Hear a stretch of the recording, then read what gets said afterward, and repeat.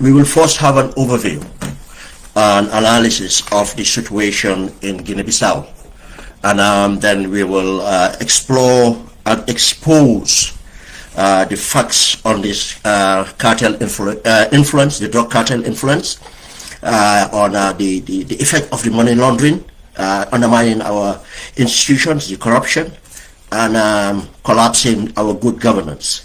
The case of Banta Keita, the case of the Bitcoin Tower, the case of Pablo Jabi, and other surrounding matters around this drug cartel now that are freely operating in our country for a reason best known to most of us, and knowing that they're popping up the Adama Barrow government. And it's very important to take note. Even going through the Bissau case, we will see the role that this drug cartel is playing in destabilizing Bissau and control of their governance.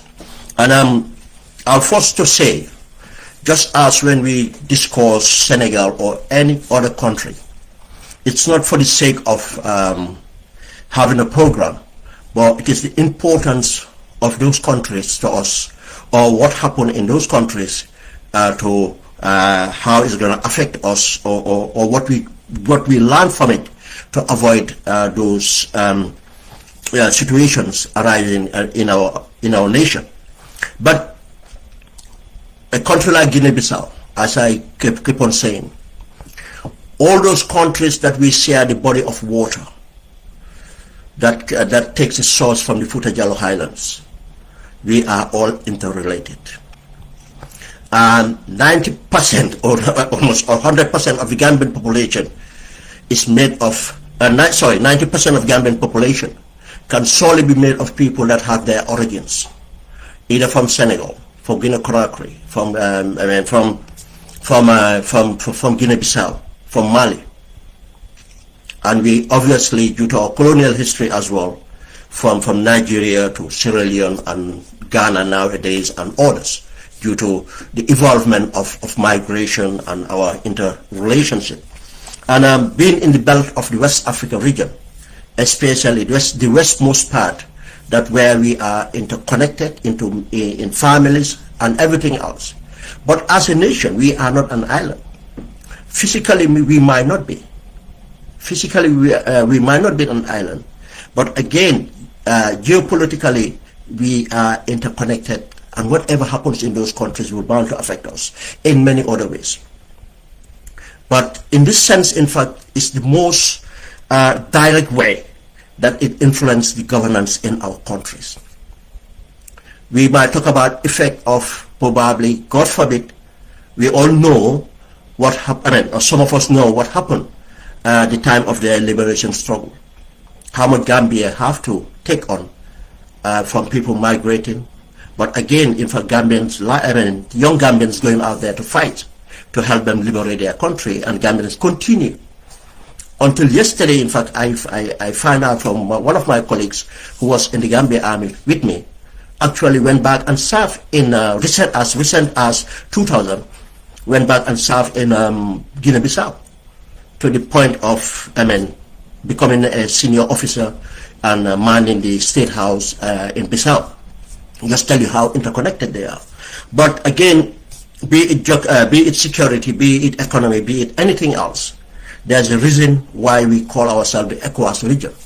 And anything, especially in governance, democracy and governance is quite important to note what happened in these countries. But when we discuss this, we see the activities directly engineered by the organized criminals, and the evidence of it all we are seeing today. This is the reason we are having a discussion about Guinea-Bissau. And interesting to note that I did previous analysis because I don't, how to call it, I don't restrain myself to be looking inwards. I do look outwards in order to have a better understanding of what is happening, to educate ourselves better and to approach this. And because whatever runs in the Gambia, I can tell you, it's likely it have influence from outside the Gambia. Senegal might serve as a buffer, but does not really mean that we still not get influence from other areas. But as we get into this one, in fact, it's more. I'll give you an example. Two analyses I shared yesterday, I did early this year.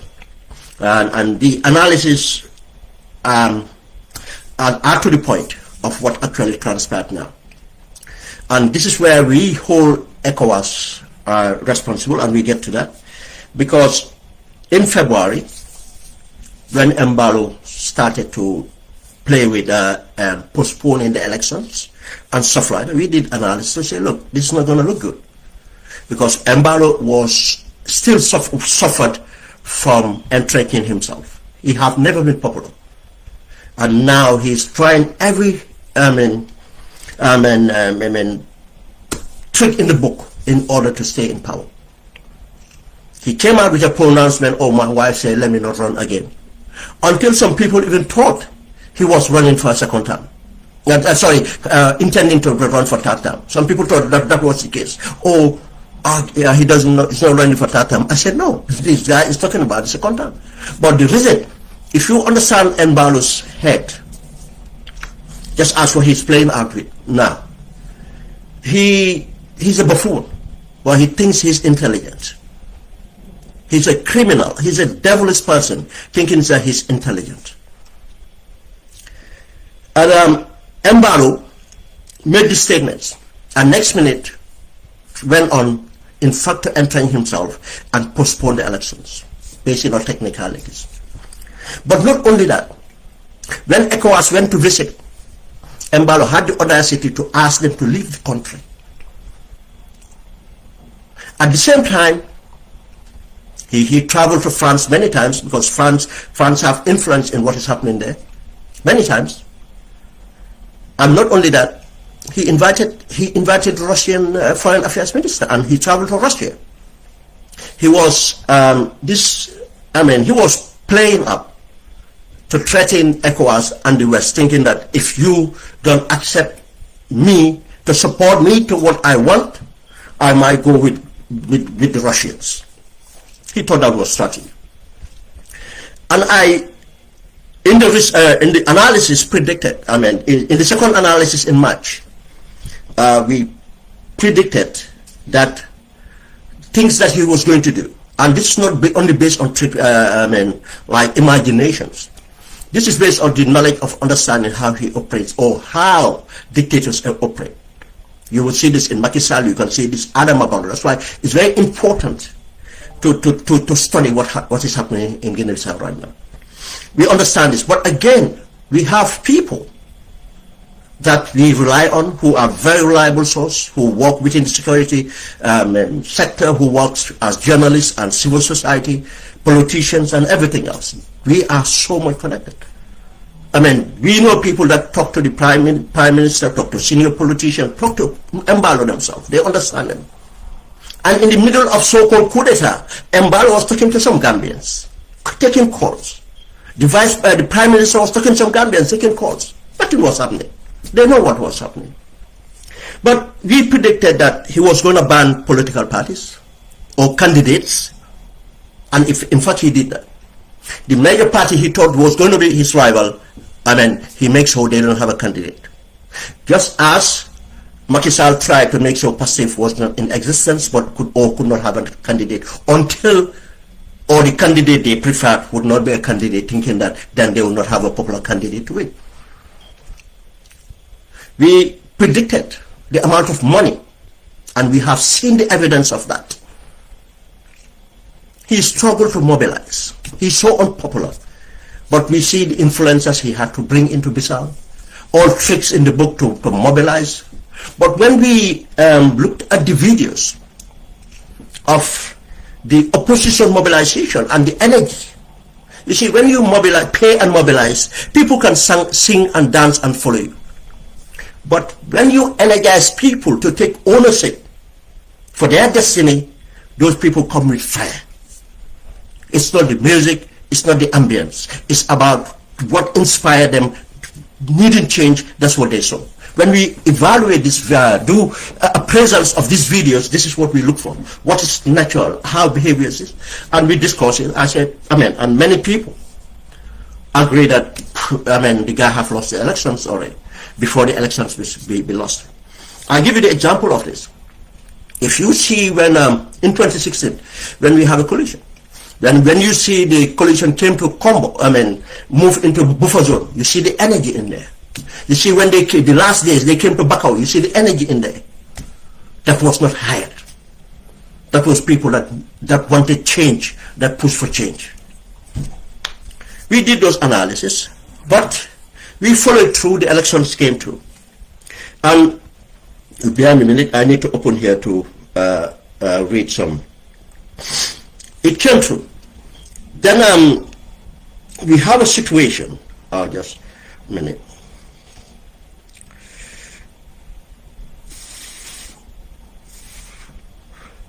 We have a situation where the elections went smoothly. It started with a low turnout, then later the turnout picked up. They had the elections on Sunday. On Monday, because again, you see, in Bissau, they prescribed the elections results to be announced within a week, something like 6 days or so, that within that period it can be called out, which is very dangerous. I don't know what reason they advanced to that. On Monday or Tuesday, the opposition have to come and declare. And I know people who say that, oh, that's kind of a problem, bringing up a problem when you go out and declare the votes. I think Gambia, we have to learn from this. The last election we shot, and we wait for IEC. When we knew that the numbers, we already knew the numbers, and those numbers were coming directly, because it's counting on the spot. You cannot expect 600,000 votes to be counted.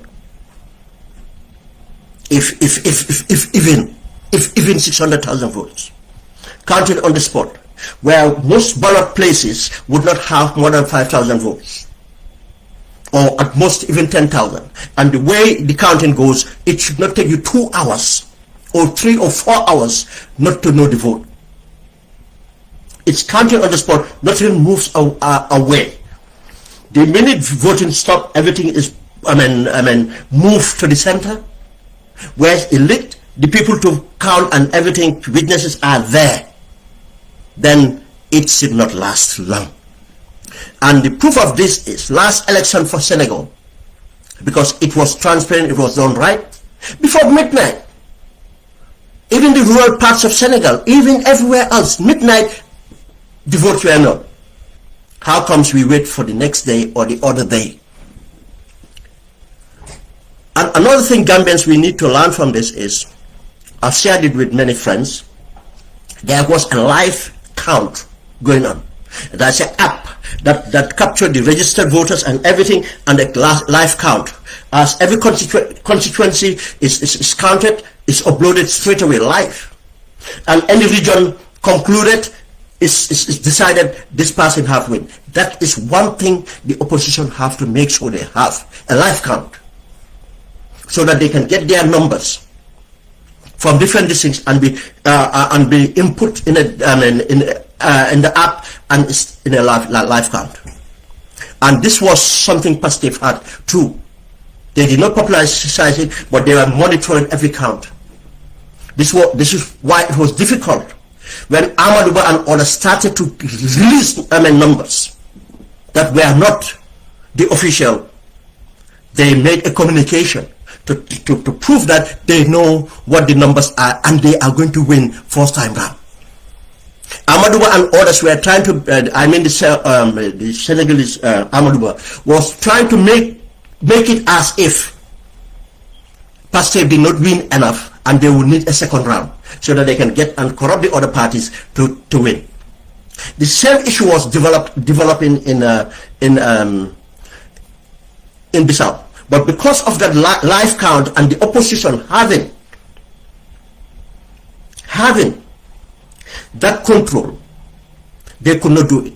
Then the opposition have to come out and declare that so far all what they have observed and everything, they will win outright. They will not need a second round. That forced the president to come and declare the same thing. But another lesson that we don't forget is when they banned the candidate for PAIGC, which is the oldest political party from 1958 before their elections, the Aminta Cabral party stopped them from not having a candidate.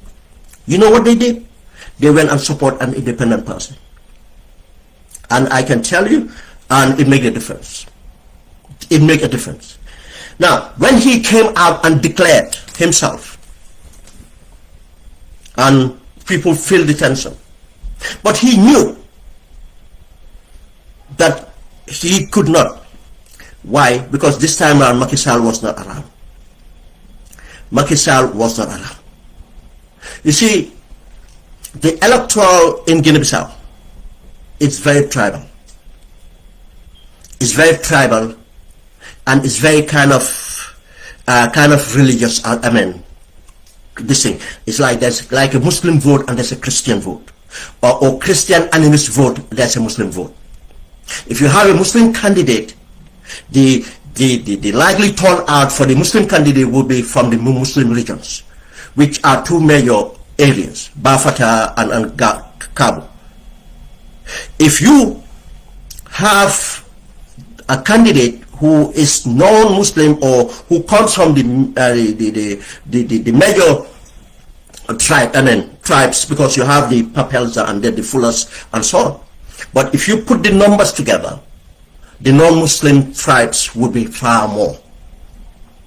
This is why it's very difficult for a Muslim candidate that did not come from these the non-traditional tribes to win an election. But not that's it play a part, but that's not the only thing.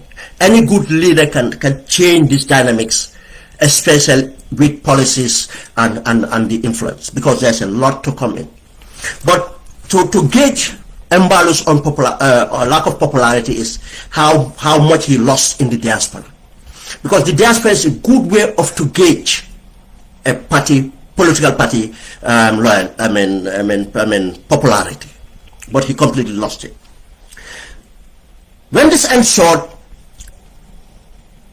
this was an announcement, or there's firing, or there's something going on, firing at the at the electoral house, and people were running around. Nobody knows what was happening.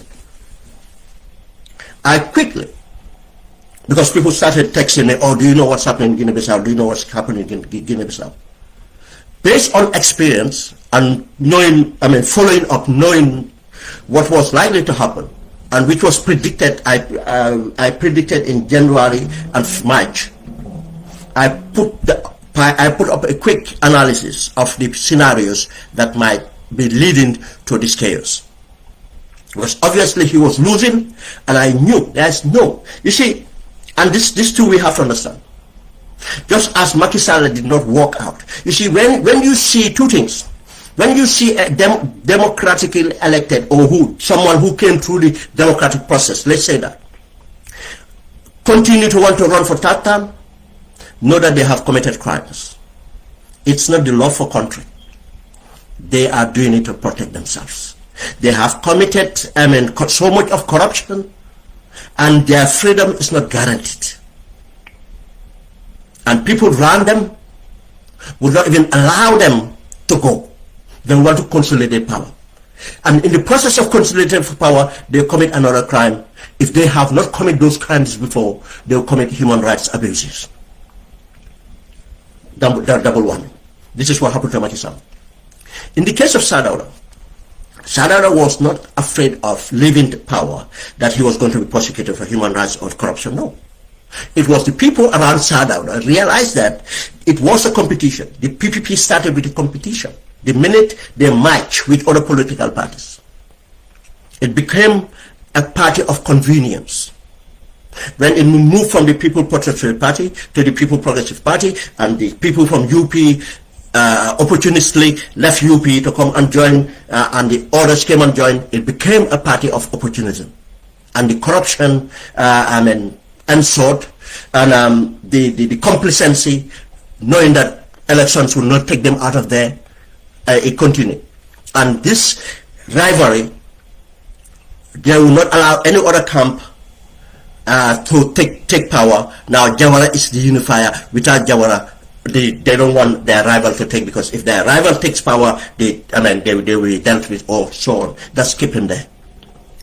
The case of Barrow, as we are seeing, is because of the corruption, and in fact, the starting of the human rights abuses. Because in the case of Ousseynou Bojang, it has to be followed through. The people that's responsible, who commissioned and who executed those orders to kill the cops, have to be brought to the books. And because Barrow's family is fully involved, complicit, from Mama Jabi's end.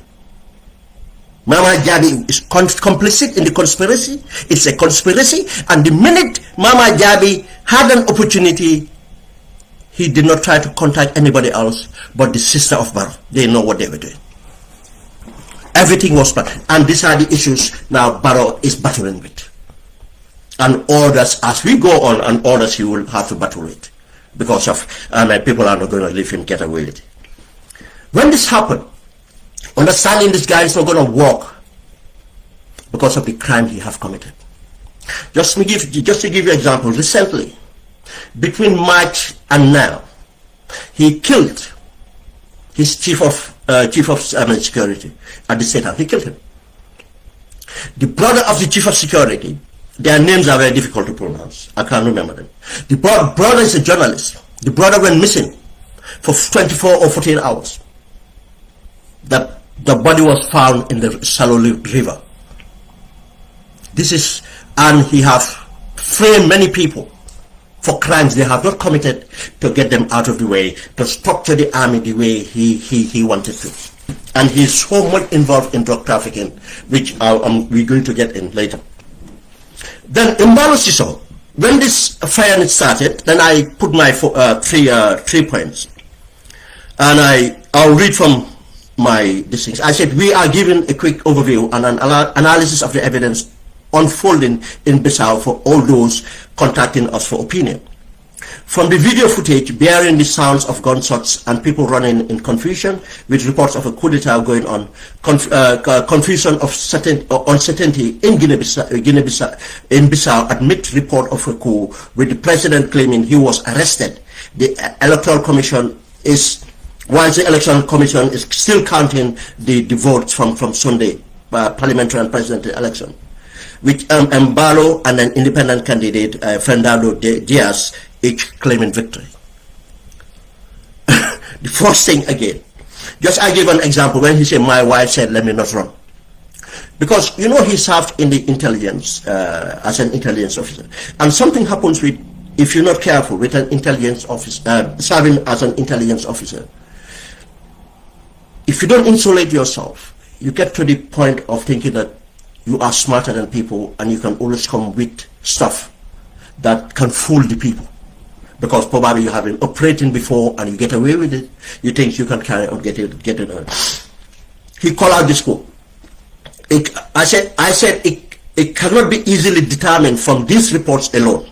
It's too early to call it until the broadcast of an announcement to confirm a coup attempt or declaration of an interim leadership. In any form of this scenario, to be safe, you have to wait for the announcement that we have taken over and this is our interim leadership. Then you can get evidence from the announcement and circumstances surrounding to say, call it off, no, this is a coup or not a coup, or this is that. But again, if you have an understanding of the situation, you can give an analysis based on what you think is likely to happen down the line. And we put number one. President Embalo might be behind a plot, playing tricks to cause tension, and in midst of it, at the same time, the opposition loses control of the situation. He takes this opportunity to rig the vote count. If that happens, it would not be the first time he pulled a similar stunt. A few years ago, he arranged a fake coup to gain control, dissolve parliament, and postpone these elections, which were meant to be held early this year. Now, the point is here.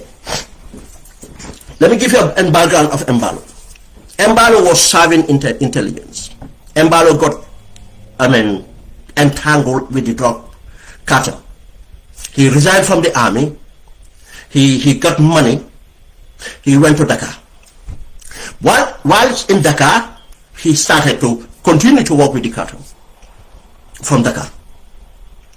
You will understand that from the time of Abdoulaye Wade, the cartel started to get hold. Businessmen and so moving on, and just like in Gambia, Bissau, and Guinea-Conakry. Guinea-Conakry, even the president's son was part of the cartel. Time of the military, former military leader, Alassane, the former military leader. Whilst in Senegal, he started to double into politics. When Macky Sall came into the scene, he started to double with politics. He was sponsoring Macky Sall, and in fact, most of his small many business people who were part of the cartel, money laundering, were supporting Macky Sall's candidature. This is why they even, once Macky get in, they really got entering themselves in Bissau. Then the opportunity came during the political crisis in Guinea-Bissau. With the support of Macky Sall, he was transported into Guinea-Bissau and made a prime minister. The government collapsed. He came out now, prepared now to go as a party leader. He lost that elections. Macky Sall rigged the elections for him. They lost the elections, and they were, in fact, they helped with transporting people from different zones. And even Alpha Condé had a problem with Macky Sall about that, because Alpha Condé was really furious, knowing that it's going to affect him. They got people from Casamance, people from other part of these things to went and to vote for him, and he still lost, but they rigged the elections. He came to the second round. Guess what? He flew out to Senegal, got money back, and bought more things, and still now he lost. But guess what? Even ECOWAS, Macky Sall used his influence, and even ECOWAS backed him. That's how he became a president. First, he only had one term first. Now, if you win an election, unpopular, you rig an election, you become illegitimate, but again, it's difficult for you to govern. The good thing about it, which Gambia should consider as well, is holding presidency and parliamentary elections the same day. It's because once you hold presidency election differently, whoever wins as an incumbent have an advantage to win more seats in the parliamentary. But if you hold it in the same day, it's difficult to manipulate, or the influences reduces, in that course. And this is what is happening in Guinea-Bissau. And if any country it happens. When they even declared him winning the presidency, the majority of the votes parliamentary was won by the opposition, by the opposition. Now the opposition has to be the prime minister. Now the opposition has the leader of the government and the speaker of the house, who I believe was from the opposition. He doesn't have he have there's a balance of power. He was unpopular. to win popularity, he did so again. Listen to this. He announced to say that he started talking about popularist policy. You know, because Guinea-Bissau, they fought their, independence. They don't like the presence of foreign troops. What he did was, he announced that he doesn't want ECOWAS, let ECOWAS go where there's trouble, we don't have trouble, and he took ECOWAS out, trying to appease. But knowingly, Macky Sall have already sent him contract. At the beginning, it was contract security, just like mercenaries, to be his, to insulate him. As time went on, first thing he did was, he went on, because there's a boundary between Senegal and Bissau, and the exploration wells, just as Gambia has with Senegal, the same problem is within Bissau and Senegal. The exploration wells that are within the boundaries were disputed, have been disputed for many times. This is the reason why many people say Bissau will support the Casamas rebels for these reasons and so on. Mbalo, the Prime Minister, set up a commission or a committee in Parliament to review and to form the apex as the committee to direct the policies that would go into the negotiation with Senegal, how they're going to, share the potentials of the oil and gas around these borders. Mbalo went to Dakar and signed an agreement with,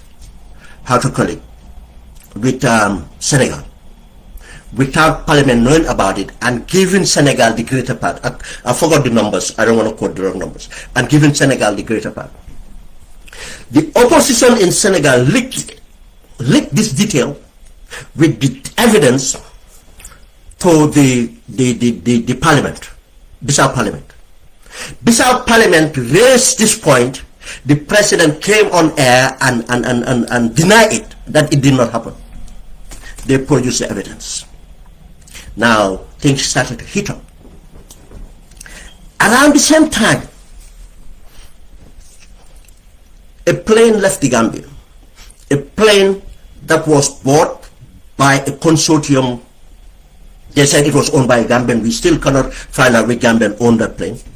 But the plane was bought from Kuwaiti Airlines, and it was parked in at the Banjul airport for some time, still with the Kuwaiti this thing and everything. The Kuwaiti airline things taken over by the plane numbers and everything's there. One night that plane left the Gambia, God knows what cargo they have, flying to Bissau. The air traffic controller of Bissau received instructions from the presidential guards at the State House, at the Bissau State House, asking them to accept that or allow the plane flying from this whatever coordinates they give to land for the Gambia. The intelligence at the airport decided to leak this to the speaker and the opposition parliamentary members. Part of the Bissau security setup, they always rival. Those people rushed to the airport, and there was a standoff. The State House to send soldiers, they rushed to the airport, there was a standoff. And they pushed the other forces out, and within that night, the plane was emptied, and the Turkish pilots and engineers left the plane and ran away. This is another interesting bit. Mbalo came out in public to say that, oh, it wasn't drugs, it wasn't nothing. I know the owner of the plane is my friend, a Gambian friend, and I can't, let me just caveat this. He said something about my Gambian friend who frequents at the state house or part of the state, Gambia state house. But whatever, he gave indication that this is a very prominent Gambian that owns the plane, that he knows he's a good person. That's all he said. With all this crisis, Gambian government have never investigated or come out to tell us what happened. And anybody can go on Google this. Just try and Google the plane fly or whatever it is, it will come on. You'll see the details of this. Because later it blew up. Now, because of the problem he have in Parliament, with this oil contract he signed with Senegal, and now the drug trafficking case and all the cases, what did Omar Mbalo did? He staged a coup, a false coup. And again, I'll point you to 2022 November or December 2022. The young soldiers, private soldiers, lance corporals or stuff like that, in the Gambia, they accused of wanting to overthrow Barrow government was a lie. It's the same thing, was a fake. The senior officers that came as witness, those were the people they used to entrap these young soldiers. Particularly the leader, I forgot the surname. It's not Fadera. I forgot the surname. Because that guy is known as a well-mythic character. He talks about change and all those kind of things. And they got onto him, pump his head up, and he went and implicated his friends, inviting them to a coup d'etat, giving them guarantees and whatever it is. But they didn't have the capacity. They never intended to overthrow nothing. It was Major Wali, I think it's called Major Wali, Intel. He was part of it. He came as a witness, and something Captain Juf. Those two know more, and there's another one. Her surname is Jao or something. These are the three that were behind with the SIS and Gambia government. It's not new. They all do the same thing. When he organized this, coup d'etat, what he did was, Senegal sent him commandos to incite, to feel him secure inside the state house. He got his special forces because, you know, whenever they come to power, they train their people better than, and arm them better than the general army, and have these people. Then they ran the Navy unit. Now, in Bissau, if you hear the Navy unit, the air base, it's just a sandy place. Navy unit with few, few patrol boats, not even good patrol boats. And they are not well equipped. They call them to say, come, we are expecting an attack this evening. We want you guys to come and reinforce us. There's a reason they went for the Navy. They didn't go for the regular army. Because the regular army are better equipped and they are more, they're more better professionals, and they don't want to take that risk. They don't want to take that risk. But the Navy are less, they hardly have equipment and anything. The Navy had to jump in a bus, minibus, to come to the State House. The minute they approached the State House, they were set in an ambush, and almost they massacred them. But they kept the firing. They kept the firing going on for hours, and during the course of that, during the process of that, all sort of heavy weapon continued. Mbalo was in protected with Senegalese commandos and this thing. That's why if you look at the video, those people will show you that most of them are Senegalese, doing everything, and they went on social media giving the same information. Oh, Mbalo is arrested, the chief of staff is arrested, this guy is arrested, this minister is arrested. Is a lie. The entire cabinet were kept in the State House, safe, protected there. The boss, the mini boss, was young. Most of them were young soldiers, not better armed, and they were not prepared. They are sitting in a bus. They could not even escape. They massacred them. And two, When it happened, it went on, so people started to have this. I had two corroborating evidence. A Gambian journalist. When the Gambian journalist noticed me sending tags to say that, look, this is kind of a sick, I don't think this is a coup. She called me to say, Ben, you are right. My brother was in that bus. The minute they left, my brother called me, saying that they are going because there is going to be an attack at this thing. They are asked to go and support. There's going to be an attack. Another sister's mate, who's from Guinea-Bissau, received similar phone call from the Navy to tell that, oh, our guys are going because there is going to be an attack. They did not go to attack, but they were going to support. But after everything, not a single bullet have touched the State House. Not a single bullet have even touched the fence. It was all stage. And he went and arrested General Bubu Nacho because he knows Bubu Nacho is unpopular, and everybody who believes that Bubu Nacho is involved in drugs and everything because of his past, by his background. Bubu Nacho and everybody else. Until today, not a single person was convicted. Bubu Nacho and others are let off. But from that end, what did he do next? He used the coup d'etat and accused the Navy and the drug cartel that they were the one attacking him to get rid of because he's fighting drugs. Now it's to kind of give way to rescue himself from saying that you are a drug trafficker. He's a well-known drug trafficker. Now, 1. 2, he took that situation, created and went and dissolved the parliament. Now there's no parliamentary inquiry or no parliament to force him about this deal he signed with Senegal about the exploration, and he continued to try to revamp himself using money, and he's a very dangerous person directly.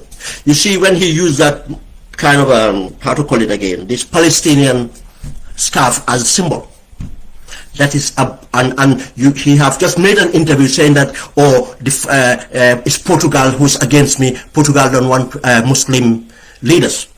That might be very true, but he is playing that up. He is playing that up. It's this tribal religious politics that politicians do. He's playing that up. He have an opportunity, and for some Gambians and some people, saying that, oh, because Bissau is cleaner, that's enough. You know, one time with the resources of Bissau, Guinea, that's all you claiming for is because Bissau is cleaner as an achievement. The guy doesn't stay in Bissau. The guy is always out there running errands. He's a multi-million, he's so rich and everything. He used most of his drug money to buy the soldiers, senior officers, and got rid of most of them, framed them. I think that was the third coup d'etat, 3 coup d'etats he had framed. Get rid of officers and everything else to maintain himself.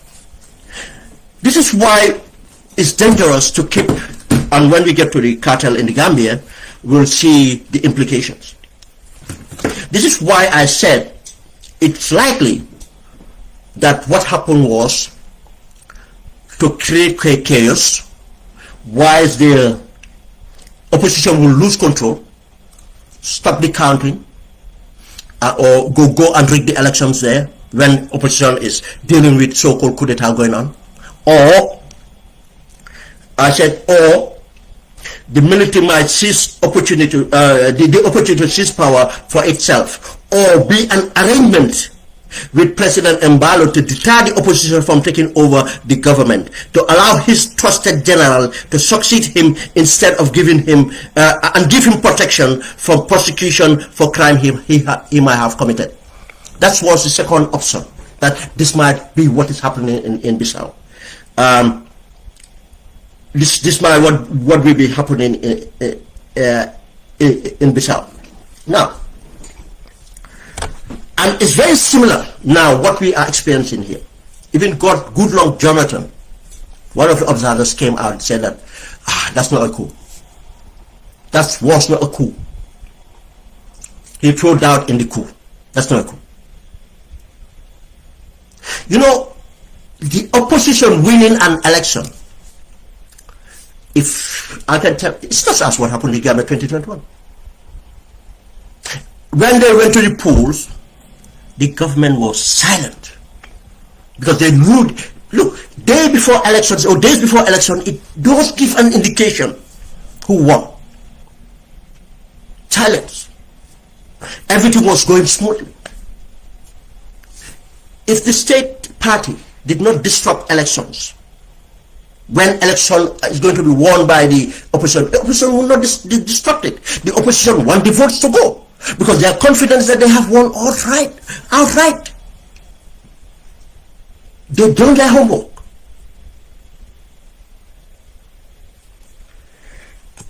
Now, there's no sane person who looked at what happened. He was on the phone, Mbalo, talking to Gambians, talking to Senegalese, talking to anyone, talking to journalists. Who would overthrow and keep you in the state house? Because that's how lazy he is.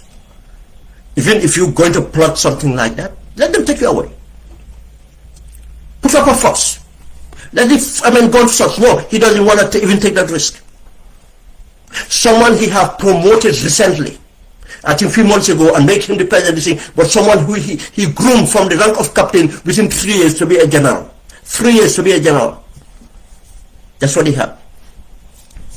Just as Barrow took Mama Cham from captain who left the army 20 years ago, brought him, and now he's a general. You see the comparisons. You see the so-called comparisons. Put him a general.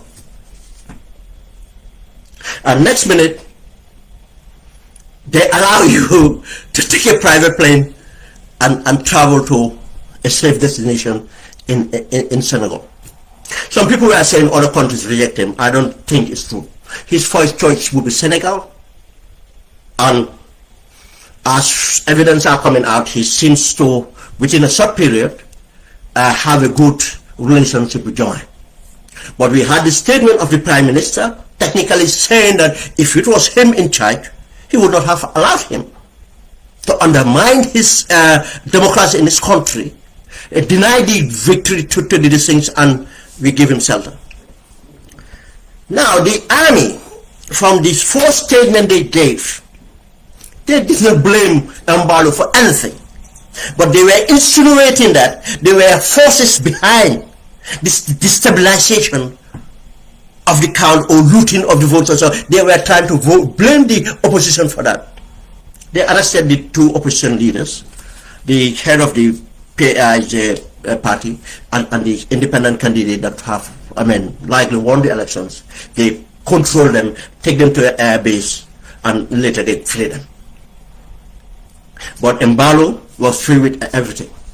And to the now the and now this head of the security now is interim president for 1 year. Just this is another scenario that might develop, and we'll come to it. They understand how this play out. 1 year, don't be surprised Mbalo to come back to run for elections. If ECOWAS have any credibility, those elections results should be enforced. Find a way of enforcing it. Mbalo should never be considered again. But because he would want to protect himself,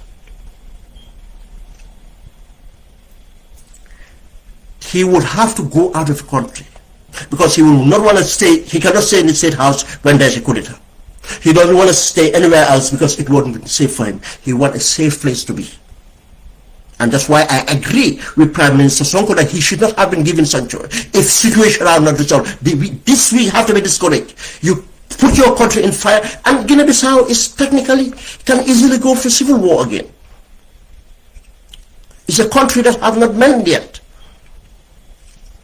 And to come and stay in Dakar, he have a lot of money in Dakar, he have a lot of properties in Dakar, to live his life in Dakar, while still controlling what's happening there. After 1 year, they say, okay, elections are done again, whatever, come and be a candidate. Or come and, or sponsor a party to become the prime minister and control. And you know, those situations continue to destabilize. These are his arrangements. But again, the gods might have it. The soldiers might grow some big balls and decided, no, we are taking this for ourselves. And Bissau will go into a destabilization again, because once you have a military government, likely of coup d'etats and other things will continue. Stability will go. He is a criminal, he's a devil. This is what transpired in Guinea-Bissau. But what we have to emphasize here, the scenarios, things that we have to be careful of. We saw what happened in Guinea-Conakry when Alpha Condé decided to run for top term, decided to amend the constitution, and even about 14 people died to do that. From there on, he forced a run for a third term, other people died for the third term. But the person, he trusted person he brought in from the Foreign Legion in France, bring him in because they are of the same tribe, give him the power, give him the leverage to be kind of his buffers, his protection against a coup d'etat. That person ended up being engineered, because when the French seen the change coming, they had to make sure they control that change. And they got their boy, Doumbouya, to take over. Easy. Now, in Senegal, we saw Macky Sall, because of the corruption, the level of corruption. But again, let me put this, you know, when we say the drug cartel, does not mean that Macky Sall was directly involved. No. What the drug cartel does is, they buy influence, and they go to political parties to buy political parties, or they form political parties. Now they control these political parties, and these political parties are individuals that can mobilize numbers and stuff like that to support their candidate, likely the president, or at times even might be a senior opposition party. If they foresee, these are the things that happen in South America and so many places. Now this is what is happening in West Africa. They determine the governance. They even determine cabinet ministers because of their influence. And if we say the drug cartel, these are not people that might even see drugs. These are part of the organization. What they see is the money. What they have responsibility is to buy influence. They have nothing in the selling and everything else. Buy influence so that they can control the courts, they can control the customs, they can control the police, they can control every institution that matters to control. And if their people are arrested, they can get them out. And their trade will continue. To give you the example of this, Governor General in one of the, I think, British Virgin Islands was involved in facilitating drug trafficking. And he was arrested in a sting operation, I think it's Florida or Miami, one of these states. In that report, they mentioned a Senegalese prime minister, part of the money laundering arm. And it came out that people from inside said it was Amadou Ba when he was finance minister. Oh, I think they said a finance minister, and after in the South in the discourse it came out now that person is a prime minister, and the hands were pointing to Amadou Ba, who was Macky Sall's prime minister. That the money laundering they were involved. You see, this is how it operates. And once they get involved, the corruption, money laundering, and everything else, they can get out. They want them there because they have to protect the cartel. They have to protect a lot. This is forcing them to go for third term and so on.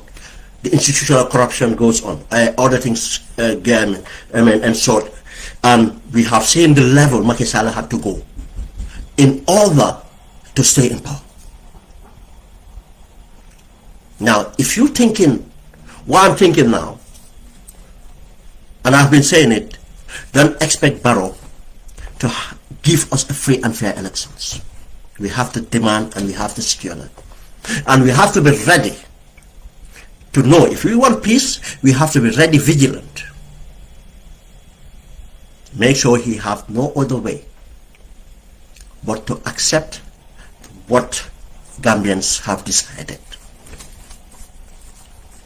If Ahmad and others started coming out again, they did the same thing last year, started to threaten, to tell us that there are Gambians somewhere, as if, this is the thing, no opposition party is looking forward to Gambians to come and vote for them. Why are they so much into trying to get Gambians to come and vote? Because they know the people they bring in. Most of them, 99% would not be Gambians. Which Gambian would be living the Gambians' territory, going to suffer in the sub-region, or trying to get something out of that, then prefer this government to the extent of for them wanting to come and vote for this government. Choose to, they will not choose, nobody will choose to do it. Tells this is what their interest is.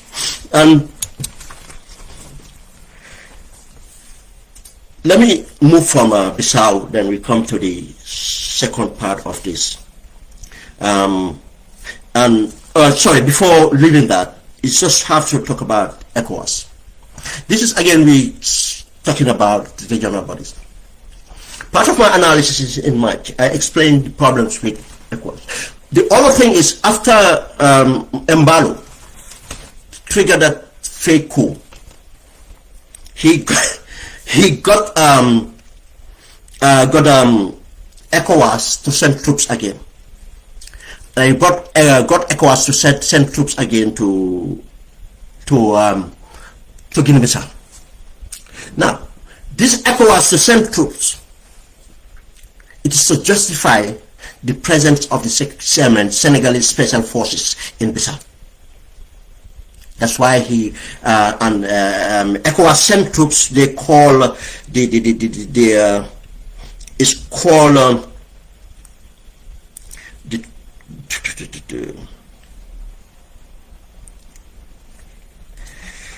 the troops are the something stabilizing force.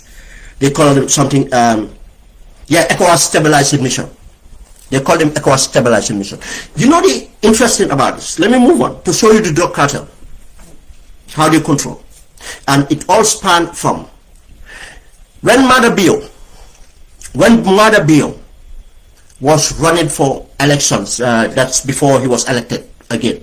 Elected, not the second time. $500,000 was facilitated by Macky Sall. $500,000 was facilitated by Macky Sall. This is why the minute Mada Bio, go and Google it, the minute Mada Bio won that election, he had to come to Senegal. Senegal and Sierra Leone never had those special relationships. Guess who else? George Weah, to his campaign, Macky Sall, he facilitated $500,000 for George Weah. George Weah, guess what? The minute he got elected, go and Google it, he came to Senegal. Now, this is the interesting part.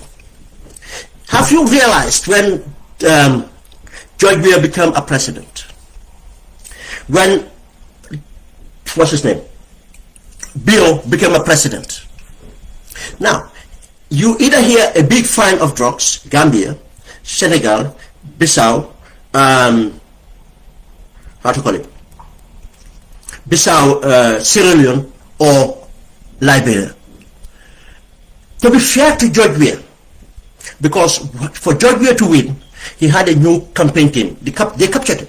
They came and, said, look, we will strategize for you, we will support you, you will win. And these people were linked to the cartel, and their base was operating from Senegal. I'll tell you this for a fact. And they strategized, and this is why George Weah won the elections, because they strategized to, in fact, sponsor the Charles Taylor's former wife, forgot the name again, and to be running mate. To be running mate. Down the line, the drugs started happening, things started to happen. George Weah realized what happened. The re-election of George Weah, they came back to George Weah to say to win. They recommended George Weah to do a deal with Prince Johnson, because again, it's Africa. The politics is tribal. Because the region that Prince Johnson came from, for that he's a senator, he can mobilize, and those are the kind of numbers they need. Weah refuses. He said, let me lose these elections, but I am not going to do that. That would be selling the part of the country, because Prince Johnson was asking for hectares of land, hectares and hectares, that were very kind of problematic to be ordered, and for a lot of money. He said no. And George Weah lost, but he's free in Liberia, playing football and doing whatever he wants. For Sierra Leone, Mother Bio, it came out. Now Sierra Leone is known. Mother Bio's first daughter is a fiancée to a Dutch. It's all in the news. Major Dutch drug trafficker who was hiding. Internationally, they were searching for him. He was hiding in Sierra Leone, and still there, because that's how much Weah is implicated in. Bio and his government are implicated in this with the drug cartel. The same thing that happened in Bissau, the fake coup, Mother Bio did the same thing months after, just as Gambia did the same thing with those young boys, 2022. He went on again to trick some soldiers who were known to be loyal to the former president, Nkrumah, and got them with all the support to attack the prisons, releasing and attack an empty base. And they were thrusted out, they were arrested. Now he went and to accuse the former president of being behind that coup was a lie.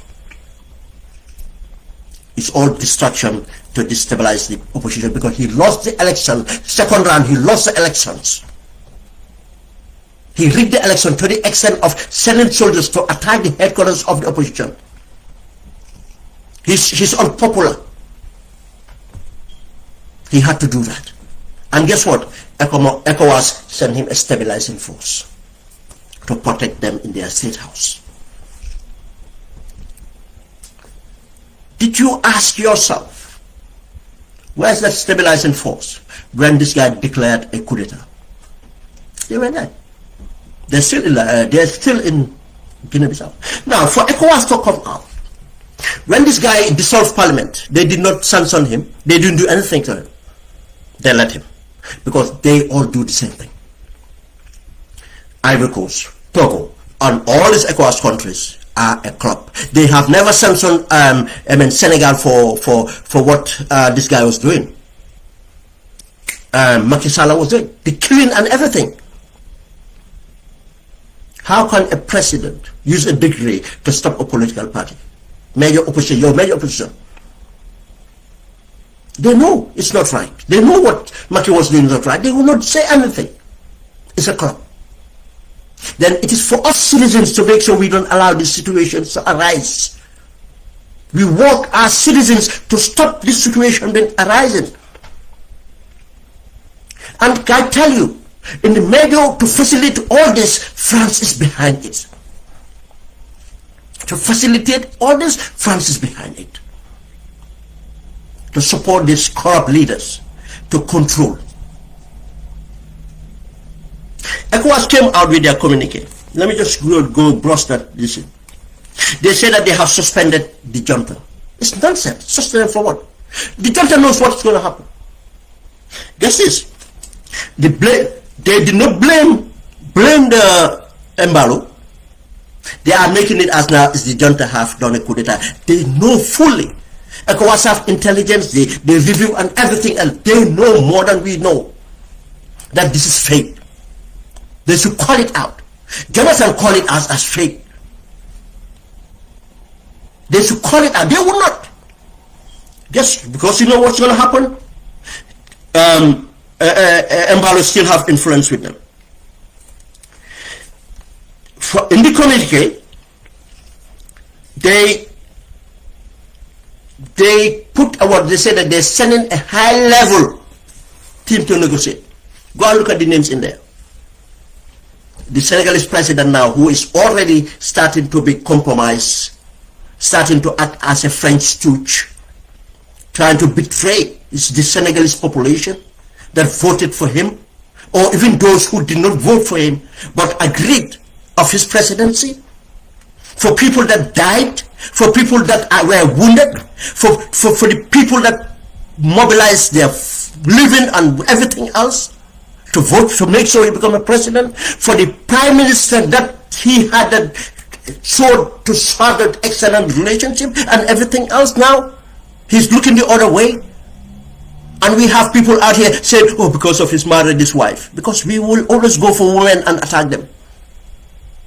Because he's met a wife months ago and just got married now. His total values are gone because of that wife. Why we think that women are evil? That's him. He should take that responsibility. Jammeh, I think Ivory Coast, Togo, I think, this, what do you think? This is where the soldiers know the deal. They know the deal. Negotiations. Now, there's no kind of directly, this is what's going to happen. No, negotiations. The soldiers will agree. Negotiate. 1 year transition. But on the cards, they will not say, look, why negotiate? Now the opposition have to lose everything. For running and campaign, everything to a past years, now a term, they have to lose it, to risk it again, to go with who? Who are going to put that in process? The army. You trust the army to put in process something free and fair? Either Embalo will come back, or Embalo will have a candidate that will come back in order to protect himself, or the army will continue. And don't be surprised if the army continue and next thing you hear there are Russian soldiers in there. Now they even turn around against France and everything else. That depends on the thinking of the army. And betray Embalo and his French stooge, masters and everything else. This is the situation that developed. It's not to the interest of our nations for the armies to be taking power, for the armies to be, they will not do anything better. They will not do anything better, and it will always be destabilized. Because when you take government illegally, you are not, you cannot be legitimate. Anytime someone will find something to justify using the same means and mechanism to take it out. We are not saying that democracy is excellent, but so far it's the best we have to determine our governance. ECOWAS saying that other options are still on the table. They're just generic statements. As someone pointed, or it's the same statement, they just remove the names and put another name, which is true. They know what's going to happen. And imagine, they are saying that they have ordered the ECOWAS stabilizing mission to continue protecting, continued protection of institutions of state. Now, institution of state, the most important institution is the executive in the sense. an overthrow of the executive illegally. It's not Malo that is overthrown, it's the current government that's been overthrown. If the economic soldiers, or economic them call, I don't know what they call them, the stabilizing force did not protect to make sure the elections are, what's the point of them being there? They allowed all this narrative to go on, and ECOWAS telling us they have ordered them to continue. What they have protect? What do they protect? They have let them continue to protect the institution of state. What institution of state they can protect? They were there. They were there when the parliament was thrown out. We are not paying for it, but I can tell you one thing. The likely scenario: the soldiers will stay for the 1 year, and they will manipulate and see how it's. But it's putting Guinea-Bissau in a very bad and dangerous trajectory, for that matter. We move on to come to the cartel.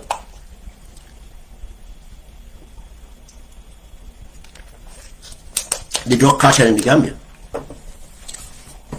Okay, the reason for this, we have headlines. And the headlines, one is the case of Banta Keita.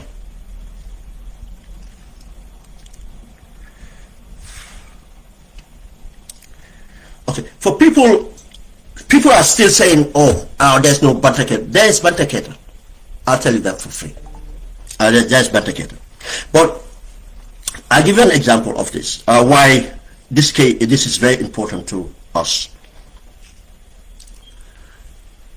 2020, October, September, October, I had contacts, and they started to tell me, bro, they explained, they can be waiting. These are people that know what goes on. And I came on air, started to agitate, talking about the drug cartel in the Gambia. And a childhood friend of mine, in fact, messaged me and cautioned me to say, bro, be careful, because of politics, stop making these statements. Because I was furious. I said, do you know me of anything like that? We had a chat, I gave him my reasons. October, November, December, 2 tons of cocaine turned up. Then I'll explain the background of this. During the struggle, when people were so desperate, looking for ways to get Yahya Jammeh out, there are so many theories, there are so many conspiracies, so many things going on. I swear, because my experience, I said, I will never be part of anything to say that to take Yahya Jammeh out, to give it to an individual. That's not a solution, and if we do that, we regret it. Whoever gets into that will regret it. So many conspiracies were going on. If I ever be contacted, I said, I don't want any piece of this. I believe Gambians can bring about change. If you feel that that's the way you want to go, do it, go and do it. But there are a lot of complications in doing it that way. We find a way, we'll be able to do it, and that's for another day. But during the course of this, I have someone I call a brother. We're not related, but we grew up together, and I was older than him. I've not heard from him for years. He contacted me and invited me in Dakar. This was when a lot of things were going on in Dakar. he did actually introduce what it was about. He was with a group. He was a mercenary himself, a very senior one for that matter, who earned lots of money from the trade. He was one of the most senior personal bodyguards for General Savimbi in Angola.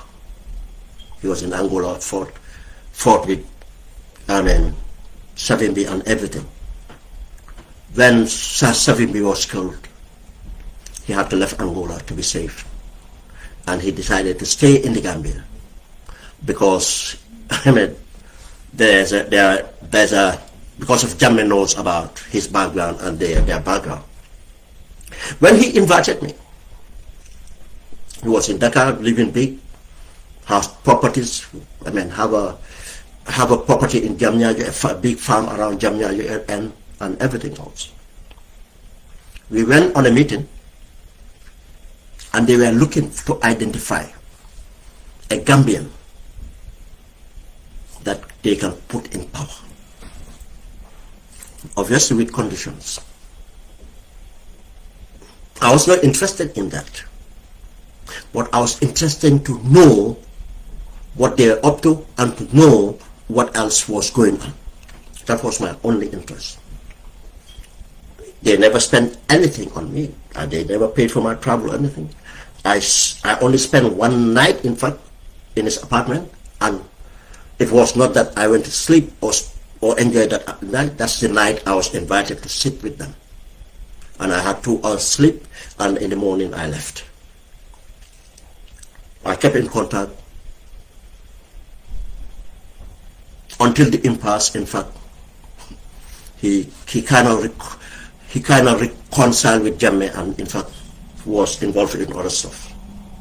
Now, he said something to me, which they demonstrated. I know they have the means, and most likely they could have done it, that they could get Yahya out within 24 hours.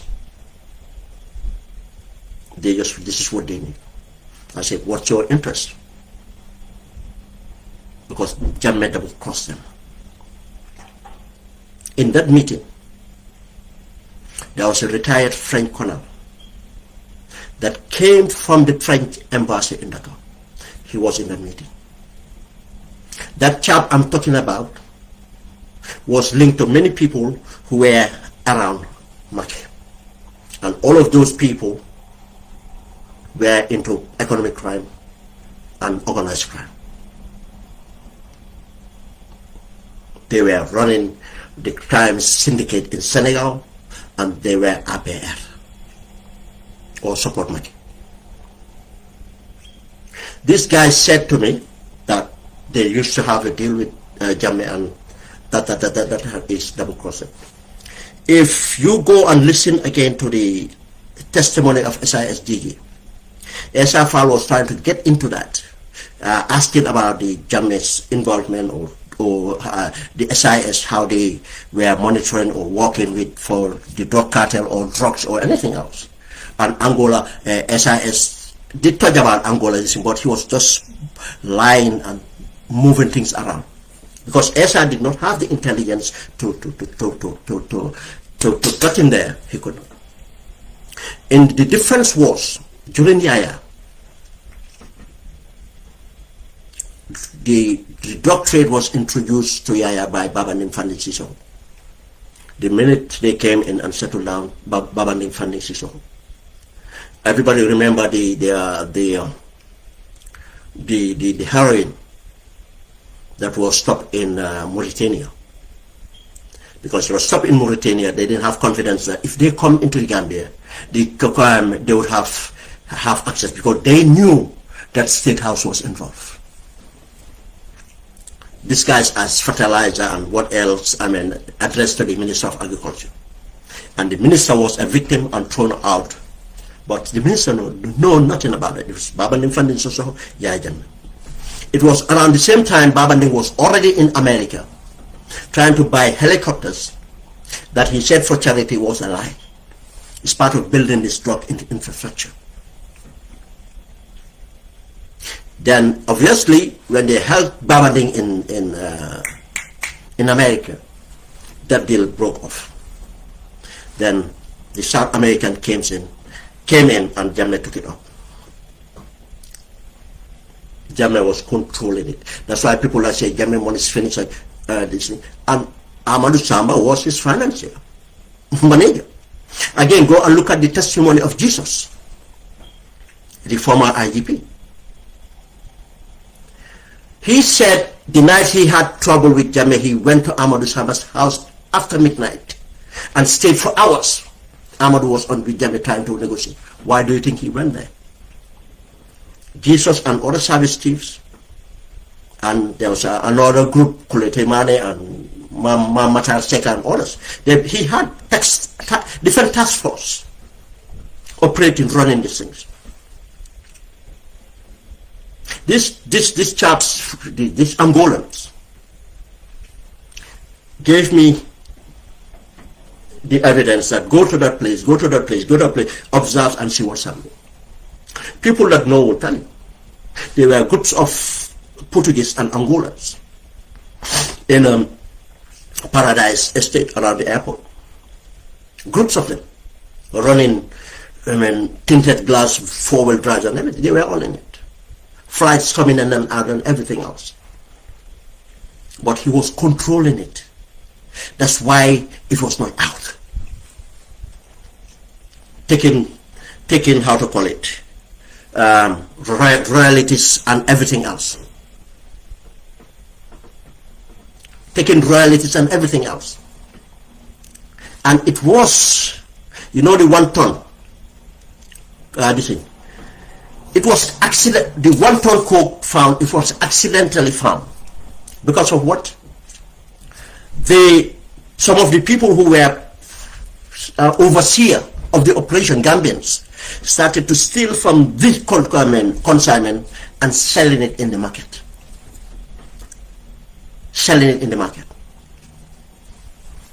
We knew of properties, businesses that were built from those, coke being brought to the UK and other countries. Scandinavian young girls were, white girls were Korean to Europe and others. This is what they found and broke, and being smart, knew that the international law enforcement, MI6, he invited them to say that, oh, look at that. But where did it end up? None of the cartel members end up in prison. They were all freed and left to go. Because once you deal with the cartel, even as a president, you don't cross them. They'll come after you. Go and ask Ecuador and other countries that try it. It's not an easy battle. Yeah, I knew. Everything was a sun. Most people, there was a group arrested saying coup d'etat was a lie. They were part of the money laundering and he fell out with them. It's nothing to do with coup d'etat. Silaba Samati and others, they were all part of it. Now Silaba is close to and Barrow and everything. This is what was happening. Barrow came, it became a free zone. Barrow came, the same actors, same people. Now they don't, the market was not restricted. Now it's an open market. Now you have Musa Drame as the NPP financier, treasurer. They buy into those people, and we get to it. Remember, since Barrow came, not a single major drug trafficker have been sentenced, a custodian sentence, sent to prison. Even those arrested are given bail for being major drug traffickers bail. But you see, for a Gambian, a young Gambian, or disadvantaged Gambian to get bail is a problem. The remand is still full with young people, a year, 2 years, 3 years.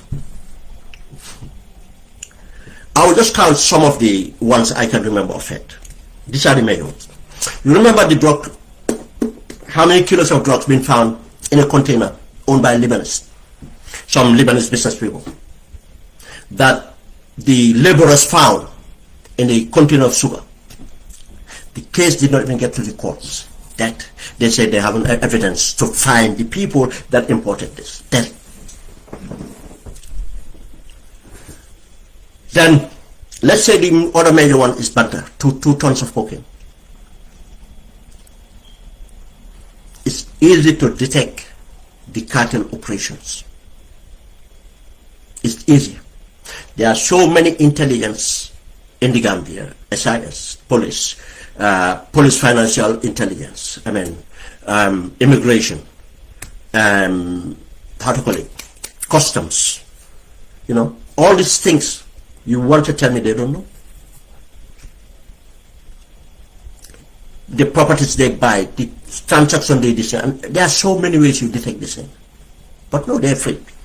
The 2 tons of cocaine, we'll come back to that. Remember the so-called boat that was Dubai, how to call it, at Denton Bridge, the case in Denton Bridge. They were operating from Denton Bridge. And after they were intercepted in Senegal by the French Navy. Still that case is going on in Senegal. Not a single person was arrested in the Gambia, all these things. And the people involved was known. They were known. Well known. Who registered the boat and everything else. But they will escape. Who were they? Connected to NPP. Then there's one that people don't even talk about. This was about 1 ton of cocaine found in Salagi. Lamin City, former custom officer, forward to these things. Now he's a contractor. I think he's got the contract for RVTH. Who sponsored NPP?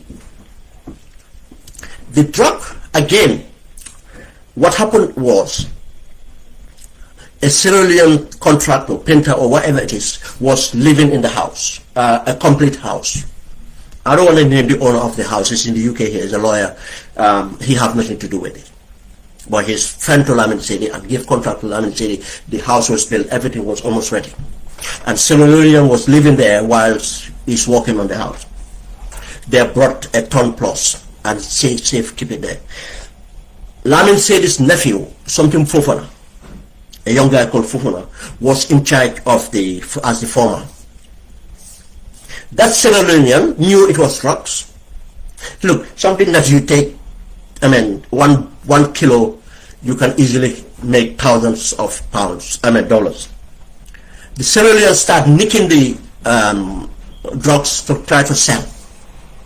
That's how one of the contacts went and contacted law enforcement officer, the anti-drug law enforcement officer. And that person make a sting operation. And actually, he said, I have got more. That's how they went to raid it. I can still remember when they were raiding the place, one of the officers called me and said to me, Ben, we are in this place and we find out that this place is Lamin City. That time Lamin City was in Spain. And people know, you know. Now, he said that if you did not call this out, they're going to kill it. I'm giving you information, it's live. He sent me pictures. He sneak in a video this thing to show the raid. It's ongoing and I can hear the raid. I have to come online and put it out. Lamin City was called for an interview and nothing else. The Fofana guy was in minefield. I'm not sure whether he's still there. The case, nobody heard about the case again. Over 1 ton. Over 1 ton. Nothing.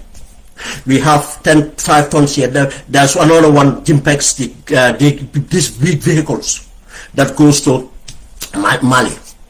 Tons. No, kilos and kilos and kilos. The Senegalese. Go to court, straight away fine, go home. A woman and a guy from Guinea-Bissau. Tons, kilos, sorry. Take to court, slap it in the front, go. None. We know of the magistrates now. You see how corrupt, magistrates are stealing exhibits and selling it. But there was another one too, where it was hashish and synthetic drugs and everything else. Nobody heard about that again. We can go on. Nothing. Now, the reason here is the case of Banta. Now, I explained the case about Banta. Because when I started agitating and the drugs were discovered, 2 tons of coke, then the name came out, Banta. I contacted one of the people that will be in the know. I sent him a picture. Do you know this guy? I didn't say to him, do you know this guy as Banta Kid? I just said, do you know this guy? He looked at me. He said, what happened? I said, it's involved in drugs. They said this. But the name going, and I then said the name going out is Banta. He said, yes, I know him. I said, how? He was the first person to say to me, his lawyer is Sirif Tambedo, the president's lawyer. His lawyer is Sirif Tambedo. He said, I was a witness in one of the transactions. This guy was buying a property at Fajara M section or somewhere in Fajara. And he described the guy's activity and everything. He started to investigate. That discovery, Banta was in the Gambia. Sirif Njai did not know nothing about it. That young guy who was just working for Banta. The Gambia did not discover the drug. They were instructed that that container, it came from Ecuador, I think, labeled as salt, came to Spain, and from Spain to the Gambia. They flagged it. Guess what? Well, they know that they're going to the tip of Banta to go out. Want to tell you, Banta is, I don't know if that's his real name or not. There's this person called Banta with his documents, with his properties, everything in that Banta Keta is a living person. And guess what? Banta is here in Senegal. Here in Senegal. And many officers know he's in Senegal. Because he's still in touch with people in power. And Banta, Barrow knows Banta minimum of 4 times. People that know, he said, I can tell you minimum of 4 times I have met Barrow before this case.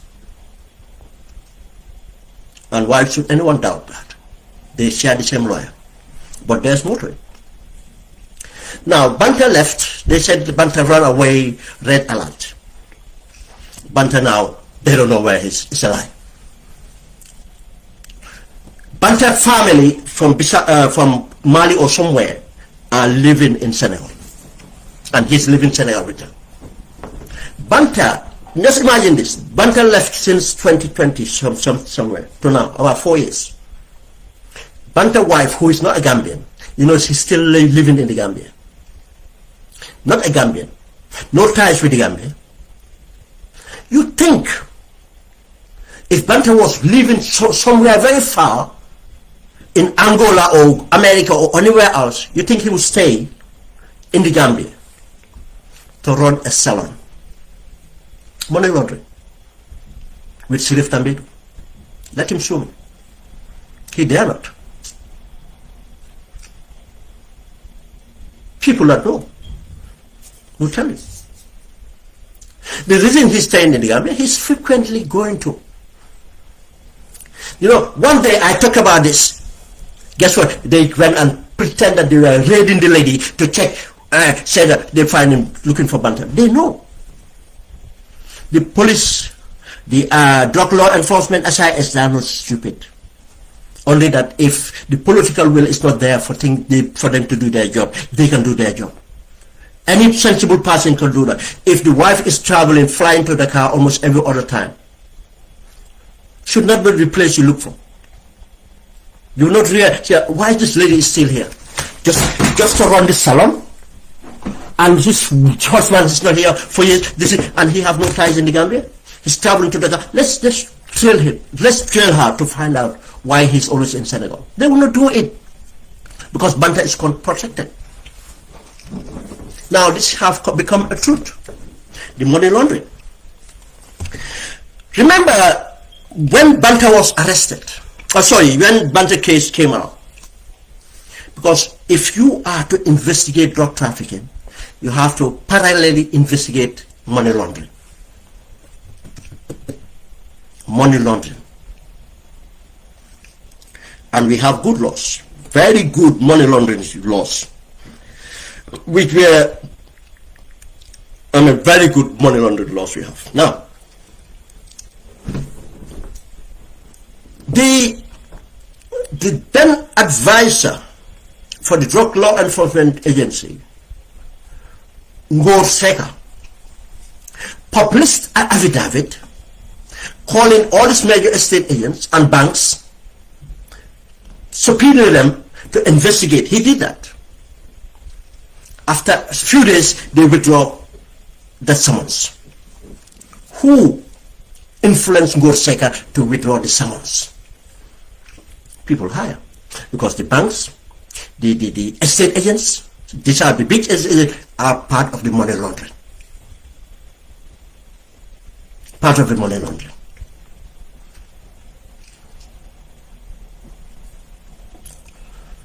They run restaurants, bars, even hotels. A hotel hotels built on money laundering. If you understand the investment needed for hotels, the amount you need to invest, a country like Gambia is risky. That amount of money, people will put it in stock shares or go somewhere else. For the standard of hotels they invest in, because the money are not clean. They are laundered money. That's why it's all, even in the COVID, they were building hotels. But the government is not interested in that, because these people are patrons of bar. These people are patrons of bar. Now, let me just get to bring the money laundering a bit here. Saul Fraser is called up because Banta bought about 4 properties. Let me look at the article. Saul Fraser is telling us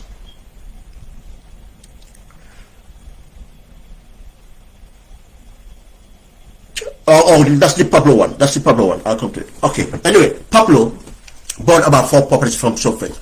Pablo have bought properties from others. The Iranian, there's an Iranian estate agent and others. Not only those. Okay. And Saul Fraser is telling us that, and you'll be surprised to find out how many properties they sell to drug traffickers. Because to buy those properties, they are not cheap. Saul Fraser, the chief executive of Global Properties, and 7 state witness before the court to Justice Jaite, alleged High Court in the alleged anti-money laundering trial of Pablo Jammeh.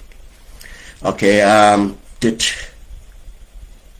during the appearance, the real estate CEO told the court that Global Properties deal with buying and selling properties, and that he owns 99% of the company shares.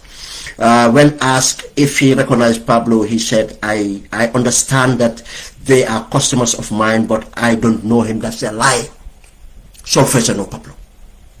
Pablo is a very popular dude in everywhere. Saul knows Pablo. In Gambia, you have a customer like that, you don't know him, that will buy 2, 3, 4 properties from you. It's a lie. And these people are all masquerade as good citizens, as upright citizens. and the victims of the environment they create at Colony Lodge and others become addicts, criminals, and they take them to prison. And these are the big criminals, Saul Fraser and others. And when asked, the transaction happens a year ago, but the price may range from 139,000 euros. Someone paying 139,000 euros, you don't know them? In Gambia, who lives in the Gambia, operating his stuff in the Gambia, who's flamboyant. 139 euros to 136,000 euros. Fraser informed the court that the accused bought 3 properties. Almost $500,000. 3 properties.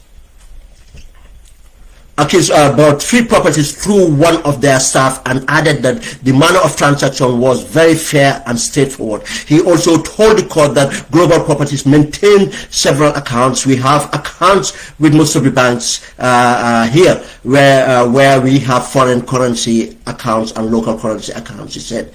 On the norms of payment at his institution, Fraser explained. The norms of is that we deal with all sorts of clients, both Gambians and non-Gambians. Most of our properties are bought by people in the diaspora, so people come to our office and pay cash. It is normal. He continued, people transfer money to our accounts. It is normal. There are no other clear definitions of what is normal and what is not normal in terms of development. Counsel Asset Jabati passes the witness a normal mode of payment, and he maintained, I do not have any particular preference as long as the payment is made on time. The witness added that he was not aware of the Anti-Money Laundering Act before the process. That's a lie.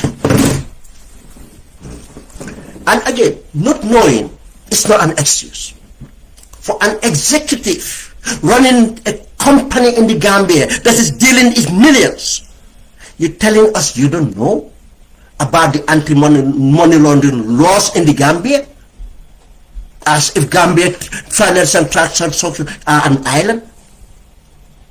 They are standard practice. He knows what is in England here. He works in finance in London here. You think he will go to Gambia? Oh, there's no anti-money laundering. That's a lie. But it's not an excuse anyway. But you think something is going to come out of this? Nothing. He's one of the president's boys. Nothing. Absolutely. Absolutely nothing. For any transaction of those properties, for that person coming in person paying you cash, you know that person is not a serious person. Those sort of properties should go through lawyers. The lawyers should do the due diligence to make sure the client he's representing is not involved in money laundering. And do the payments and do the paperwork. For someone to transact almost $500,000 in the Gambia, even in the UK, if the transfer to my personal account, a normal person account, if it changed a bit, guess what? They flag it. I am called upon, or my account will be freeze. If it comes from companies and so on, no problems. If it is loan from this company, this thing, or payment from this company, payment of dividend of this, because it's traceable. But from someone in Birmingham paid 10,000, someone in London 3,000, someone there, even an Osusu, we create an Osusu at times, they flag it. Until now, it's normal. Seeing the payments are normal. It's coming from people's account. A regular account, these things, and they but certain amount. Complaints. You want to say you don't know? That's a lie. But nothing will come out of it. Pablo, God knows how many properties. It's not a rumor. He's a friend to the president. It's a fact. It's a fact. He's a friend to the president. Can you just imagine that? They don't care. Look at the effect of drugs on our children. They are part responsible. They create an environment. All they care about is their wealth. If people are buying properties, you should find out the source of the income with documents, not someone just giving a statement. There are ways it should be conducted. So, you have the federal, we just accept it. Accept cash? Why would anyone pay cash for a property, of that amount? That person must be dodgy. Either stealing from state or organized crime. Now, let's come. Now, for Banta too have properties. And let's come to Banta. And you know why I said they are involved in money laundering? During the case of Banta, and you know why they took Banta to trials? Because of the case involved the international community, they will have to deal with it. Just as Pablo was arrested. And do you know that the amount they declared of drugs they found in Pablo's is a lie? That operation Night 2, when it happened, they minimized the amount of drug they found. Because of the case started from the incident from Brussels. You know, the Brussels airline incident, when drugs were found coming from the Gambia. Pablo was involved. You know, I counted the drugs things so much recently, when almost over a dozen, they arrested about 7 or 8 Navy officers and one state guard officer and one GRA officer, Baba Job's brother, I forgot this, Ibrahim Job. He's a drug connoisseur, Ibrahim Job. And those officers, when they were bringing liquid drug, because there's a lab running in the Gambia, no, they dismissed all the soldiers admitting committing the crime, soldiers admitting taking the proceeds, buying properties, they given it. That operation went for 2 years. One of the boats involved was found at the Navy base in Cartel. One of the boats were found there. They were operating from Lamin Lodge. The drug lab cannot be anywhere far from Lamin Lodge. They know. Fariman Saho, another sponsor of NPP, was part of it. Yusuf Sedi, another sponsor of NPP, was part of the cartel. I forgot the names of Ibrahim Jabi, who is a logistics officer for the First Lady, who was part of the Russian oil scandal, representing the interests of the First Lady, was part of it. Guess what? They were all freed. The people they arrested, the Moroccan and the Senegalese, they arrested with the exhibits, were given bail. We are giving bail without being taken to court, just for them to go away, to kill the case off. The army, CDS, knows something about it. The head of the Marine, Job, knows something about it. That's why the young guys could not be taken to trial. They were working under instructions. Now, let's look at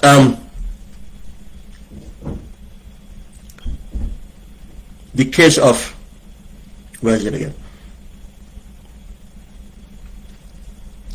Banta. Banta have miracles. You know. 1 minute I'll see it, the other. Banta case, okay. Yeah, let me read from Keck's transcript. Justice Zainab Mboub of the High Court has found Banta Keita, who was tried in absentia, guilty of aggravated drug trafficking relating to the 2021 seizure of nearly 3 tons of cocaine at the Banyan airport. It was in 2021. It was before the elections. It should have been 2020. I bet it was 2020, no, December. I doubt it was before the, look at it. Whilst convicting Banta, also known as Lansana Kante, on the trafficking charges, the court acquitted him on 9 other counts involving, including all 8 charges of money laundering and 1 count of conspiracy. Now, let's look at this. He was convicted for aggravating drug trafficking. Now, acquitted for 9 counts, including 8 charges of money laundering. The conviction of count 2, aggravated drug trafficking, was based on the massive haul of 2.9, I keep on saying 2, it was about 2.93 kilos and grams of cocaine that arrived at the Banyan port on January 7, 2021. Definitely it's not January 7. Definitely it's not January. It's before Christmas. Yeah, the court records might be a problem. Now, they acquitted him for all these other counts. They acquitted him for conspiracy. The fact that because of let me go through it again.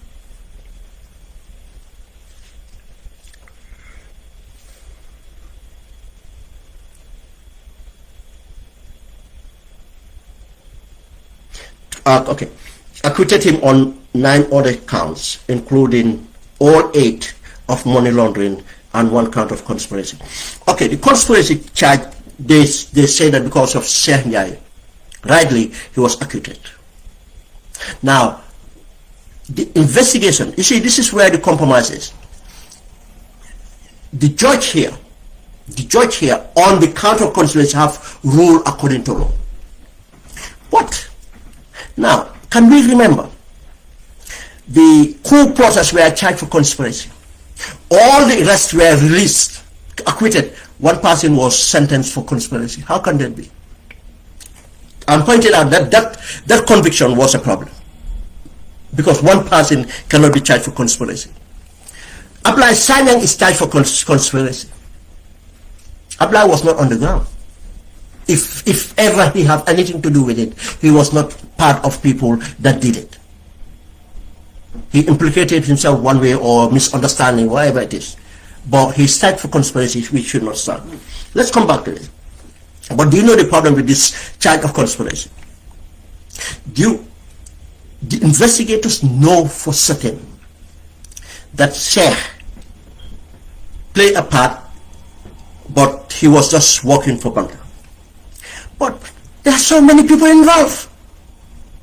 They will never do a proper investigation, because if they do it, they will bring others down. That's how the cartel work. Now they deliberately presented to the court a weak case on conspiracy, just as Pablo, they presented a weak case. They said that they found a gram of MBDNA and gram of this, gram of, they lie. They lie. Now, that's one case. The conspiracy is because of the state refused to do a proper investigation to catch all the people involved. They could have found them and charged them. No. Now, money laundering. All counts of money laundering. If Banta is involved in 2 tons of importing 2 tons of cocaine, someone involved in 2 tons of cocaine, what other business does that person have? Or if he have any business, that business will be surviving on the importation of cocaine. How can you not find him guilty? How weak was that case to say that that person can be free for money laundering? How? All those assets cannot be justified in any business in the Gambia. The wife runs a salon. I'm not saying salon don't have money, but salon will not buy you properties of $200,000, $250,000. No. Salons don't buy that property in the Gambia. There are known businesses that can give him that money. But I'll give you an example. During the testimony, Sirif Tambedu, the Sirif Tambedu was brought into court. That should have determined, in fact, that the Sirif Tambedu, his lawyer, was involved in money trafficking. Money laundering for Banta, his client. How? A young lady, I forgot the surname, but I think it's a fuller surname, who worked for a bank in Serekunda branch as the branch manager. This young lady said that he received a phone call from Sirif Tambedu in court. Sirif never denied this, instructing her to open an account for someone called Banta Keza in absentia. This is before Banta was, the case Banta came up. And he took the forms to Sirif to fill and do the transaction, and the pictures and everything that needed. But Banta have never appeared before the bank. A lawyer doing that have never appeared before the bank. And money were paid. I forgot the amount. I don't want to call up the number, that's not right. But a lot of money was paid into that account. Guess where the money ended up? The money ended up transferred to Sirif's account, and the account closed. Is that not money laundering? Is that not money laundering? The day that testimony came to the courts, if Gambia was a serious country, Sirif should have been arrested. That's not a job for a lawyer. That's a job for a criminal. And what he did was a crime, money laundering. That's why you can never be envious of these people. They have this big beard. They go to Mecca. They are the worst of our kind. They are the worst criminals. These people should be exiled to. All the crimes we are talking about, most of them are drug infused. If you see young Gambians going into houses with cutlasses and so on because they need their fix, and the likes of Sirif Tambedu, lawyer Sirif Tambedu, calling themselves Muslims, or they have money, all the haram money they have. This is the cause of it. It's not that he's a lawyer representing a drug dealer. No, that's not a problem. Lawyers do that. But he's involved in the money laundering. And he's using this influence in the systems, just as he was using his influence the time of Jammeh to do deals with the NIA. That's why when the NIA head was arrested, the wife had to, the wife of the former NIA, Yankuba Baji or Yankuba something, that recording, because there's a familiarity. People like him and others, that's how they survived. That's why their businesses were never affected in Jammeh time. That was money laundering. How can the courts not see that? You should have been dealt with. But again, the truth have shown that, and if was investigated, you see all the properties, I can tell you, you find out they were paid in cash, or they are paid through someone that have laundered the money through their account. You see, because of the international, they say they prosecute, but they make sure these people are not sanctioned. That's what the cartel does.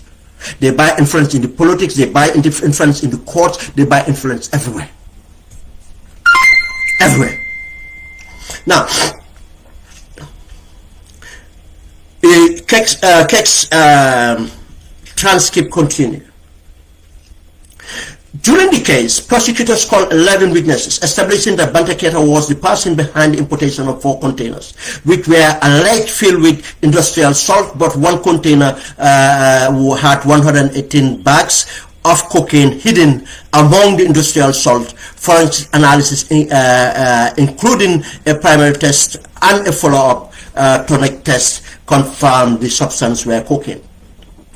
Justice Zainab concluded that Banta had constructively possessions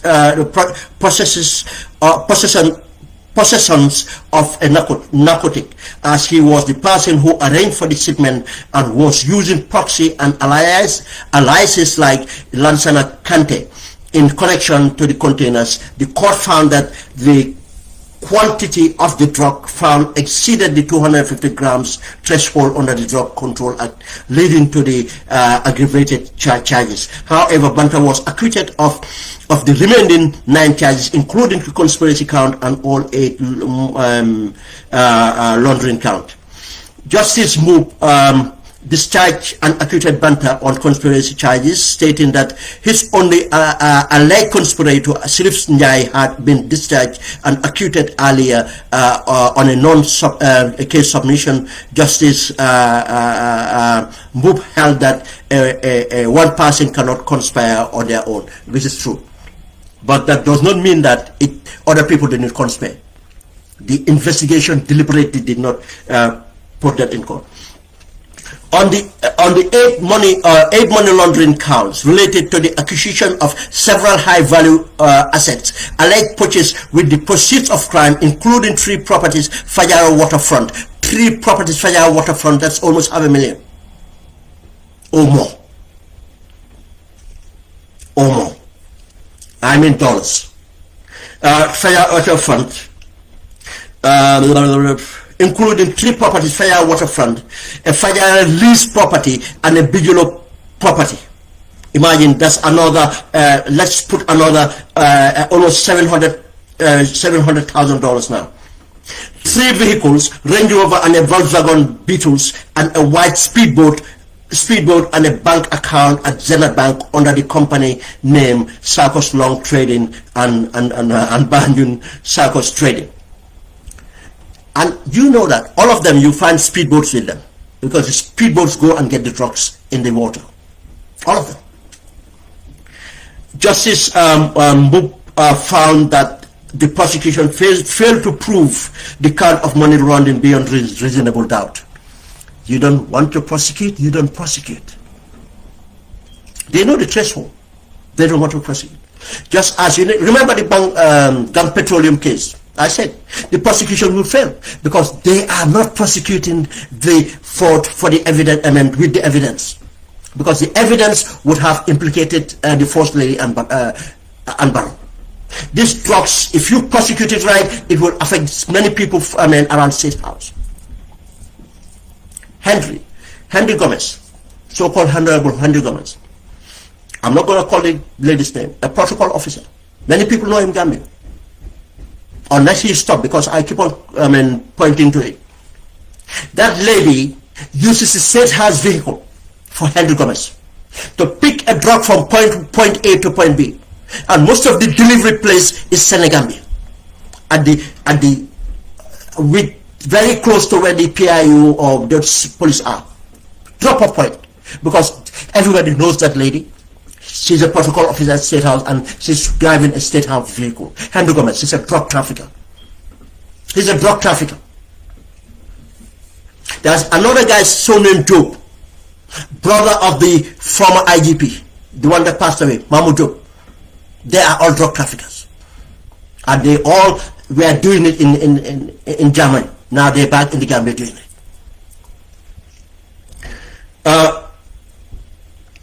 The Bigelow property charge was ruled by the court to be untenable, highlighting that the property was purchased in 2011 outside the charge period of 2016-2021. Proceeds of Crime Act. If our laws are not sufficient, with all these problems going on, they don't sponsor bills. They don't go to Parliament to sponsor bills. Tell them they don't want to them. And I bet you that shouldn't be an excuse. Proceeds of Crime Act doesn't have a limitation. Anything found under your jurisdiction can be confiscated. You have to prove that you earned that property. Not even the court proving it. You have to. For the vehicles and speedboat, Justice Zainab held that no evidence was adopted to prove the accused purchased the items to conceal illicit funds. Justice Zainab drew an adverse interference against the prosecution for failing to tender readily available evidence such as vehicle registration number and insurance record. They don't want to prosecute. That boat should have even been established part of the drug trafficking. He's not using the speedboat for pleasure. That's what they use to bring the drugs in. During the case of the defense, the evidence Banta Keita ex-wife, defense witness 1, they call it ex-wife now. I bet you they're lying because of she's still traveling to Senegal to meet Banta. Probably for the family. Probably, yeah, it's ex-wife. Something else might be going on. Ex-wife, that her substantial inheritance from her father in Cape Verde is a lie. Was used to challenge the source of funds for the real estate acquisition is a lie. The investigation report is a lie.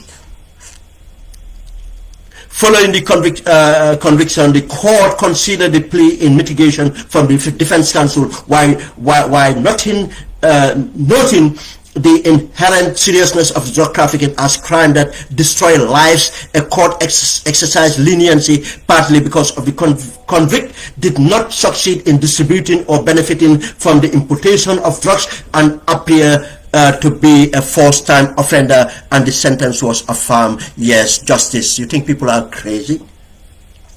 You think a first-time offender would import ton of cocaine? A ton. You think the cartel will give you a ton of cocaine? This is your first time coming to the market. Oh, I want a ton. The cartel will kill you because that's an entrapment. You have to establish trust.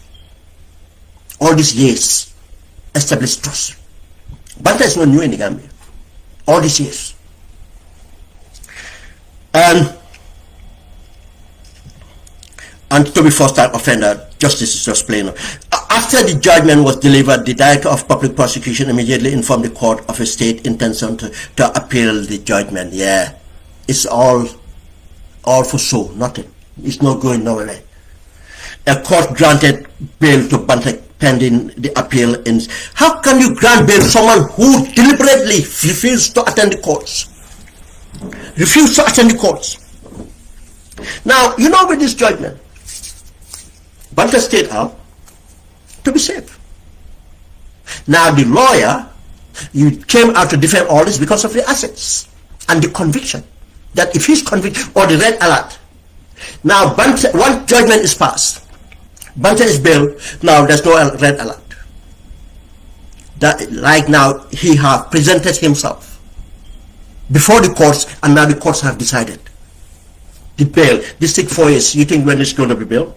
But let's come to another one. Pablo Jammeh. Pablo, properties are confiscated. Lot of properties for that matter as well. Pablo is given bail, lying that he's not well. He need to have treatment. He's lying. Pablo is out doing whatever he wants. But Ablai Sanyang, with evidence of this guy within short period have grown old. I'm older than Ablai. Ablai gone into prison, weeks he's gone old. It's not has he gone old because he's got a problem. He's struggling to walk. It's not make up. The evidence are there. But you know the system. Because Barrow would not want him bail, he will not be bailed. I'm not blaming the judge. The judge ruled on evidence. I'm blaming Mustafa Biti. Mustafa Biti. They don't, but a narco trafficker is bailed. All these properties. But since Banta was bailed, do you know what happened? Banta is still involved in drug trafficking. Do you know that all the properties Banta had is not even in this investigation? If you want to fight drugs, you have to fight money laundering. And anybody involved, lawyers, Anybody involved in the money laundering, businesses have to be closed down. Banta is still going out to operate a business. Close every business after the child down. This guy should be locked up. If you are serious. That's why they will come to the Gambia. They will continue doing it. None of them. Their properties will be safe. And they will continue to harm our society. Continue to harm that. Few months ago, there were 2 Guinea-Bissau guys arrested in a motel with a weapon and everything. Guess what? They are Banta's boys. Everybody, they know his boys. Stuff like Pablo. They know. Before Pablo was arrested, I was making programs here calling out his name that he's in drug trafficking. What do you think? I know more than the people around him? Influencers around him? He goes to, which I have seen, goes to nightclubs and take over. Spending thousands on the table, thousands and thousands. They know him. The vehicles he owns, I've provided the evidence, flying private jet in and out of the Gambia. Private jet. And in flying that private jet, one of the videos, the airport guys are helping him because, to get something from him. You tell me, all the SIS, financial intelligence agencies, all the agencies, they don't sit down and look and do someone claim to come from Guinea-Bissau, call himself Pablo Escobar, and flaunting all this wealth, no serious business he owns, and everything. You don't suspect that person is doing something illicit. No. Because of Sheriff Tamberu is their guy. Because of Sheriff Tamberu is linked. You see, it's sad to say. If you say certainly, oh, you've been tribalist. But we know there's a tribal angle here. We know there's a tribal angle here. Sheriff Tamberu, Musa Drame collect shares of Barrow and the shares for the NPP party. NPP, that's why they are flush with money. They steal from us to government. They steal kickbacks and everything. They steal also from harming us, allowing drug trafficking. Yes, this is a fact. That's why all major drug traffickers, who is their lawyer? Sheriff Tamberu. And everything else they have in common. People don't know he's flush with cash.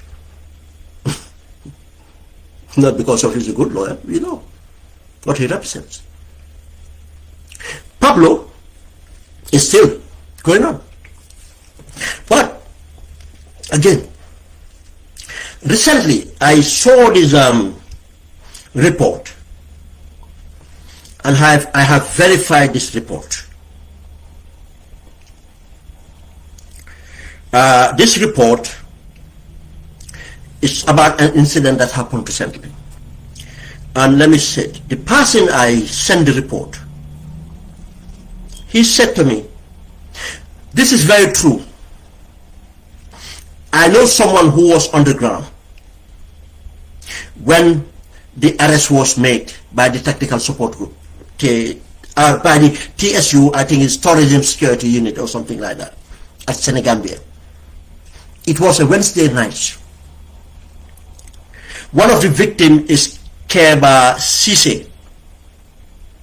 I don't know which Keba Sise sustained injury on his foot. I don't know which Keba Sise it is. Now, what is this report? Because the reason I was very careful, because I don't know this outlet. The report is Pablo Jammeh and his gang arrested for armed assault. For armed assault. When I did the investigation, they said this is common. And this report by Dauda Sow, the Gambia League, a page called the Gambia League. Pablo Jammeh, a Guinea-Bissau citizen, was arrested last night.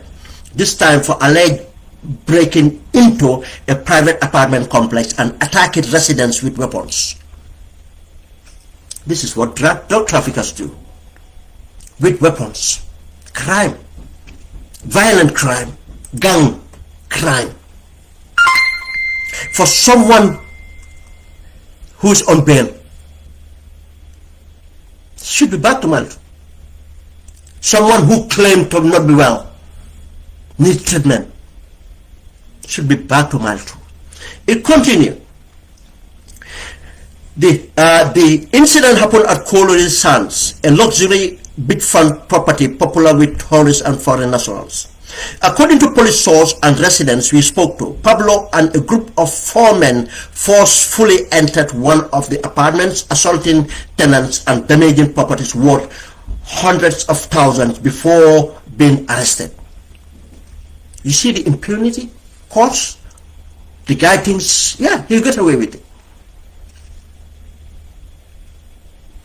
There are many areas you go. You find this Guinea-Bissau vehicle registration numbers. You find I'm not discriminating Guinea-Bissau, these are facts.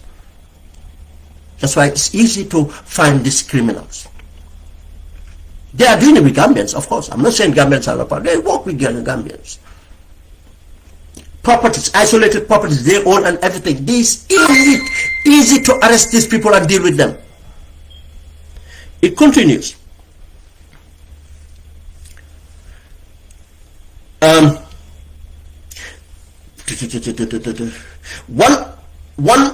One of the victims said to sustain serious injury and got treatment at the hospital. They were charged with criminal trespass, assault with weapon, and causing bodily harm. All the men spent the night in the police custody. This is not the first time Pablo and his people have attacked our residents. This is now a resident reporting this. This is not the first time. Our residents.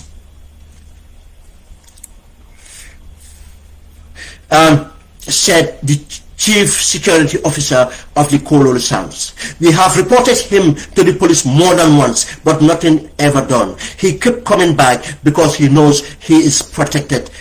One resident from France who asked not to be named said he is now planning to leave Kololi Sands altogether. Again, rivalry.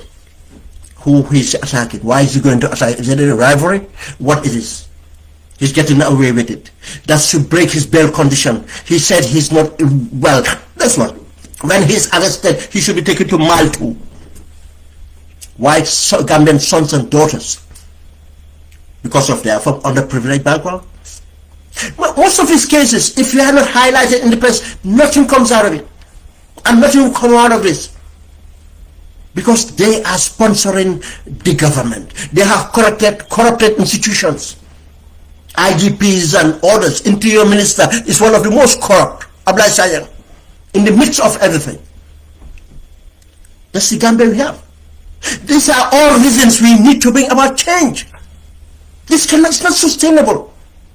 The Barack government can never change this. They are complicit. It's just going to get worse.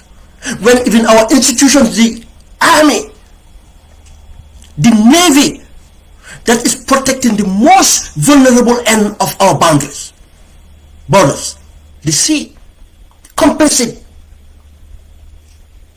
And there's allegations that the army commander knows about, because he might not be directly interested, but the political, that's why they buy the political influence first. Then political influence control the institutions, because of all these institutions are subservient to the political force. It should not be. They should have their independence to operate, but they are appointed, they are promoted because of they are serving. Not because of their credibility or competence, so on. And we are going to. I'm going to publish another tomorrow about the very serious crime of politicization of the police, and we'll cover that inshallah next week on live and on AG radios. He continued to say This place is becoming unsafe. If someone like Pablo can just walk in your home and threaten you with a weapon and nothing happens, then what are we still doing here? A pattern of protection and impunity. This is not Pablo Jammeh's force run in with the law, and many believe he enjoys protection from the powerful figures. It could be recalled that in 2023, Pablo was arrested and charged with 15 counts of drug trafficking, possession, and money laundering after drugs were seized from a property tied to him. He was granted bail, then immediately re-arrested, only to be released again shortly after. In 2024, prosecutors submitted lab results and evidence showing that these things are that. It's evident. In 2025, new charges were added, bringing to total of 21 charge counts, and that person is walking the streets. It could also be recalled that when Envy nightclub, a venue that Pablo owns, was raided 6 months ago, authorities discovered both drugs and guns on site. Yet Pablo was never arrested or charged in connection with that crime. 3 foreign nationals who are all employed of Pablo were arrested instead. The police officers speak to the Gambia leaked under anonymity confirmed that many already suspected. He's a big headache to us, but he has people at the top who cover for him every time. That's why he behaves like he's untouchable in the Gambia. A danger to society, from international drug traffickers to money launderers to organized car theft in Europe. Yes, that's part of other crime in Europe, from nightclub raids to assault. Pablo Jammeh name keeps coming, yet justice never seems to catch up with him. How many criminals must commit? How many crimes he must have to commit before something is done by Pablo wanting to? You see, this is what is happening. But there's another one that I want to quickly cover. This is a proof, evidence and evidence and evidence. Let me give you the third one. That's where we concluded. We've gone to over the 2-hour mark. This one is by Watson Gambia. The Bitcoin Tower. The Bitcoin Tower. The Bitcoin Tower. We all see the big tower called the Bitcoin and so on and so forth. It's easy. Gambia is a hub now for this crime. So many. I can tell you, these are the ones detected. You know, this practice have distorted the market in the Gambia, property market and everything, distortion. People are buying into properties that does not have that value. The cost of properties is the cost of first world countries. I'm not saying the city of London, but if you come to the Midlands, in Birmingham, one of the brand new spanking apartment complexes, multi-purpose,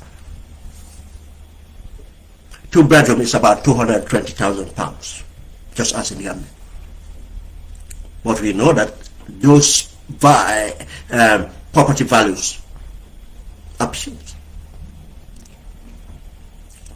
I don't want to talk much about the, it's people's investments. But I think people should think about wisely. From the Watson Gambia, I'm quoting from, the Bitcoin Tower scandal could cause the Gambia significant embarrassment and damage the country image on the international stage. But Gambia is already known for all this. Many, the crime and everything, nothing is running. Tourism is gone down. They're lying to you with their figures. We don't have a tourism ministry. We don't have a tourism commission, whatever they call it, the GT board. Can you imagine that Kotu, where we call it Kotu Strand, that Kotu Bridge, Kotu Strand, that small bridge, it's been damaged for years. They never thought about it. They just fixing this. That place, that bridge could have been torn into an iconic place that people would want to go for the bridge alone These are the things we lack in the Gambia. Go and see what is happening in Senegal now. I've been to those places. You spend real money to be in those areas. Go to Moor and see these things, resorts they developing now. Places that you can go and feel something else. That bridge, we know that area, how, the biodiversity, the bird watching and everything. Fishing, just for leisure, there's so many things. But even to maintain that bridge, right, they have to close during the season and everything. You call that a tourism? The entire system is all political projects. And you know Denton Bridge, they will not touch Denton Bridge until they have to close it and find probably people to cross by boat. Then they will think of another bridge. Denton Bridge, and it's another place. Not only to build a bridge, people cast of this thing, but you can do a lot around Denton Bridge. Around that Denton Bridge, there's so much potential in that country. But where is the investments? They create the environment even for people to invest. Because if you don't have the right policies, tourists are not coming, you're not doing these things, people will not, if they invest, many people invest in, because they are getting money, laundering money. That's why they invest in. It's not hand and cash. Someone showed me, saw a picture of Bonton the other day. That could have been transported fishing and lot of other sports. But no. But let's come to the Bitcoin town. What Son Gambia said, as we explained earlier, the land on which the tower is being constructed belonged to Solomon Tamba and his Dutch partner, Marcel van Andel, together with Australian-born Manuel D. Stockford Mitre. They decided to build the tower. Marcel and his wife, Angelica Mitchell, were responsible for selling the Bitcoin Tower apartments. They market the units to potential buyers, including some individuals alleged involved in crime activities who were looking to launder money. The advance payment collected from these businesses were used to begin the construction. Do you understand? This is very common, especially using cryptocurrency, the Bitcoin and so on, to launder money. Drug dealers now, that's that's their this thing. And two people, I'm not sure they are both Gambians, managed to acquire a land in a strategic location. They don't have money. Or others come in, people that have the know-how to launder money, come and give you a business proposal. We will build them, these things, we do share this. Now, the building starts with people paying for apartments, before the apartments are built. That's what development, that's how they do that, everywhere. The developers create the environment and promote it, and people pay what we call off-plan. They just see the plan, oh, this is the way, so we're going to get that, they pay for that, and you build it. And this guy, obviously, using Bitcoin as a platform to search out for people that want to launder money. They have money, either stolen from government funds or that criminal activities, drug or anything. They just want to buy. And I tell you one thing about it. They will buy these things. There are many things they do. In a sense, they might even put $100,000.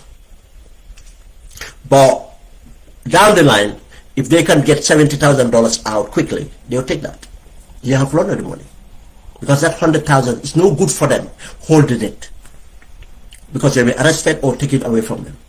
They have to make transfer to something else. Now, they buy the property for $100,000. Whether the price is gone up or down doesn't matter for them. It's secure now. Once they buy that, now they can sell that property and pay it into an account and move on. A real serious forensic accounting would detect to the source of the money and they get that dealt with. But that's the way they keep on moving it to other stuff. You know, they can use that money to buy gold somewhere or buy something invested. And in fact, the 70,000 they collected there might even appreciate down the line because for buying other commodities and so on. This is technically what they explain. It continues to say one of the buyers, alleged Malian scammer, Isa Doumbia, purchased 4 apartments for 790,000 euros. That's 66.8 million. He paid 628,311, leaving a balance of 162.48, which was supposed to be settled after construction. Doumbia made the payment through crypto wallet. When he learned that the police were investigating the Bitcoin tower, following Solomon Tamba's complaint over the million of dollars paid by buyers, Doumbia quickly packed his belongings and left the country. You see, this is what happens. Left the country. And another buyer, Gunter Witt, purchased 3 properties for $55.5 million.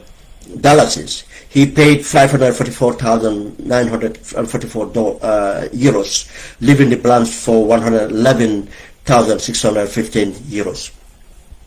You think genuine, hard-working people will just be buying off-plant property in Africa somewhere, just like that? This money laundering. It's just money laundering. In total, 19 Bitcoin towers, apartments were sold, and the buyer have already paid more than half the required amount while waiting for construction to be completed. The amount of the building is really not going to be ready now. Some of the apartments at the Bitcoin tower are priced higher than apartments in Madrid, Barcelona, London, Dubai, and even in New York. Because you know, apartments at times, the higher the level, the more expensive it is, and so on. They know their advantage point of view. They said we will explain the full detail of the scandal and why the government must be careful. Okay. Now, my point here is, I've seen another article they've written, and they said that the president was invited, and Watson Gambia did advise the president not to attend, which was very right. You see, for the president putting a foundation stone for private companies that you don't know much about, the due diligence not about, the president meeting so-called investors at State House, sitting and everything, photo opportunity and all these things is dangerous. They take that and market. And Watson Gambia did point this out. The president should not go. There's already a controversy about this. Now, the so-called people running the investment would want the president to come to visit and to take pictures, videos, so that they can convince people to repair the damage, to say that no, we don't have problem with the government. Oh, the president was even there the other day to see our development. That's what we do. But the president doesn't care. If he cared, he would not have Silaba Samate, who came online and admit to all the drug trafficking he was doing for Yahya and why they have the disagreement, how they went into negotiation with Edward Gomez, who was the Justice Minister for Yahya, and how he jumped bail and run. We saw pictures of him, videos of him dealing with fake gold and everything. And Barrow knows him very well. Go and see the properties. When he was going back to Gambia 2016, he was broke. Go and see the properties Silaba Samate is building now. All money laundering, drug trafficking, fake gold deals.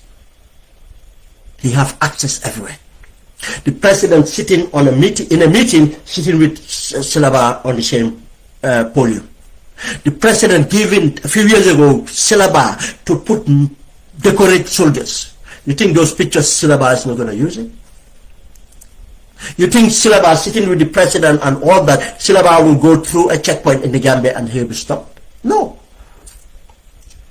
Because because of the failure of our institutions. I'm not blaming the police for that. It's the economic hardship. Even Yahya times, I laugh when people say, Yahya Bumfinekela security arm. Do you know people like me went through checkpoints will never stop? Not because of they know me. Even at night, I could have carried anything. And Alaji Barrow have proven it. He said when he was moving things, he was going through checkpoints. I was doing it, my nephew would be driving me, and we get to checkpoints, they will salute me. And my nephew was surprised, saying, how does these people know you? I said, they don't know me. Why are they saluting you? I said, there's a reason. I said, they cannot be doing their job properly because there's something out there. The mindset. They are tired, they're listening. I said, do you notice? I said, the same checkpoints. I said, in the afternoon when we go past, I give them something. I said, because of they earn something from this traffic, that's what important to them. They know every vehicle. They recognize every vehicle. They recognize every person driving through. But they are not collecting that as intelligence to be effective. No, they're doing it intelligence, expecting favors. The minute you approach, they see you coming. Yes sir, walk back, because you have given them something in the morning. They don't expect something in the afternoon. Go. They're making it easy for you so that tomorrow morning you will give them. They are not doing it deliberately. It's the conditions there. That's why when we talk about police reforms, these are all things we factor. These are our brothers and sisters. They are doing a very important job. But the corruption from top have, created all this situation. In night, they cross those places, get regular, because it's the same people generally in there. And still now it's going on.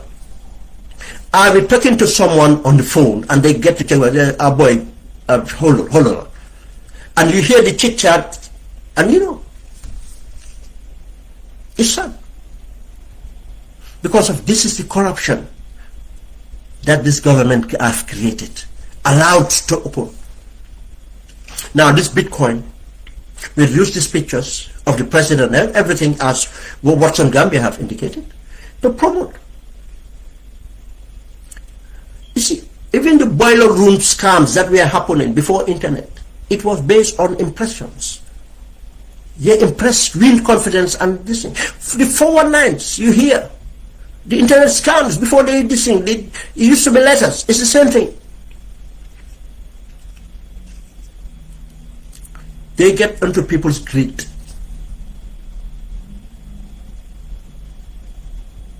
This is the situation we are now. Now consider what we talk about is going on in Bissau. It might come to us. But without that too, it's not only the politics that's fractured. The politics is so important. But entire governance in the Gambia is undermined. And to prove, part of proof of that, that's why we presented about this drug cartel and money laundering. Not a single person. Just as not a single person be prosecuted for corruption. Don't tell me Dr. Banja. Dr. Banja is ECOWAS right now, supported by government to be in ECOWAS. Dr. Banja take the fall in order to protect the big fish. That's why the fisheries minister was, asking, because of the implications of all the deals they did. The minister Gomez, Formos Gomez, and the presidents were they all implicated. Now he takes the fall. We'll give you a pardon. And guess what? You get back to your career. He's back there. We'll go to Mile 2 and see what's happening with our youths, with the children, actually. Go to Kololi Taravan. Oh, you see it online. A young lady, I forgot the name, very articulate, talking about what drugs did to her. So many young people, and it's affecting every level of society. Not only the ones we see at Taravan, every level. at every background. We know of some of our families that have functional addicts who are educated, who are technocrats, or who are working in private sector, functional addicts. They're trying to help them find treatment. You know, it's affecting all of us. The party drug, the ecstasies, the God knows, gummies, different ones, young women, every level, household, people who are married, have children, some wives are onto the coke and orders. It's disrupting families because it's so readily available. It's cheaper today in Gambia than any other West African country, and Senegalese are saying it. On the Gambia, all these party drugs, synthetic drugs. Go to the nightclubs, go to restaurants. I remember a friend of mine said they went to the one, what you call it, up class, whatever you call it. They got a table and everything. After serving, the female waitress, very beautiful lady, came and asking if they wanted skunk, coke, or something else. Because he saw them with dreadlocks. Thought they do drugs. And this was a Gambian young lady. And the establishment must be aware. Or maybe not. Leading young girls to prostitution because they are addicted to drugs. You go to even Talinding, buffer zone, young girls selling themselves for $250. And even at times they will give it 100 because they want their fix. They take them around in complete buildings. They take them around the motels, everywhere motels. Young girls, vulnerable. The young men, young boys actually, been addicted. And now you hear places like Sinchu, areas like that, where you expect conservative families, but you have gangs now fighting against each other. They are not fighting because of football rivalry. That's what used to happen from these communities. Football rivalry and other, even a Christmas final rivalry and others. But no, it's about drugs. It's everywhere. You go to the Senegambia.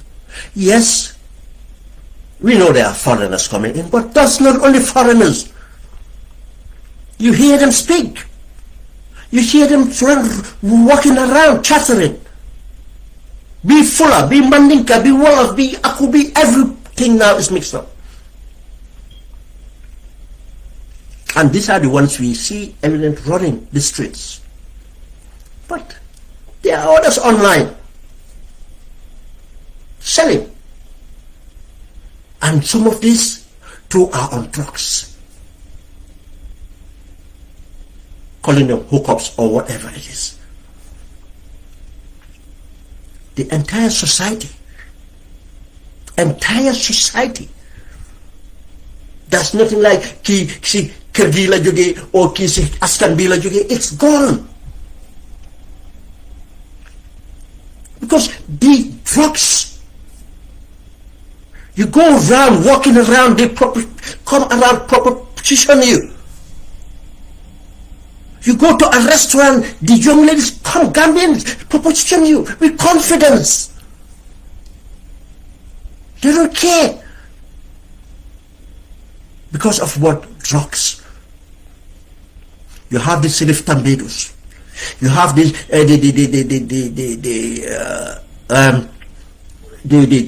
fisheries minister, what's his name again? Musa Grames. If you call him certain, say, man si jakaji, hamga man small fine si jakaji la de neka. Nonsense. They all encourage this environment. And others. You have obliged silence. Interior ministers. To be candid, I've never heard about the IGP. To be candid, I never heard the names of the IGP. Sidi Matar, I've never heard of Sidi Matar. I'm not saying, we're just telling. Entire taking over our country. Political corruption. Now, we have this cartel now just fronting around. You think people will be buying apartments like that? What sort of business do you do? To invest? Even people who can afford apartments might buy one in the Gambia.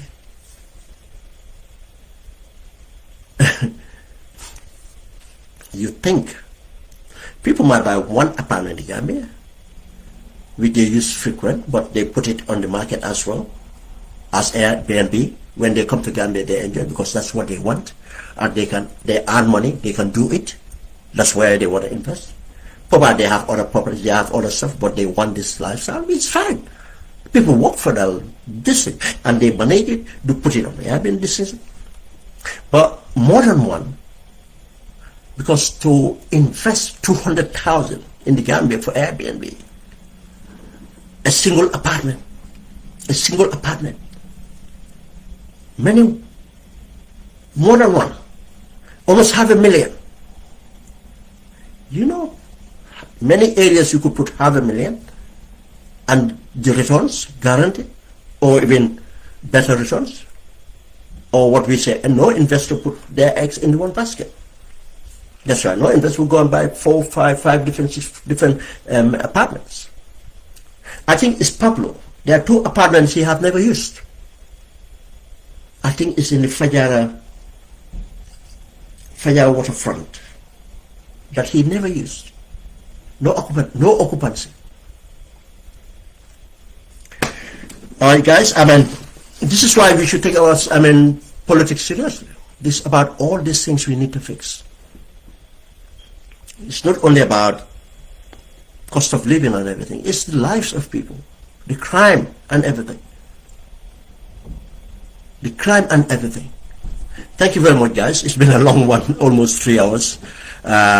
Inshallah we come back next week and we'll deal with the police issue. The politicization of police is really serious issues going on here. Thank you very much guys. Have a good afternoon. Thank you.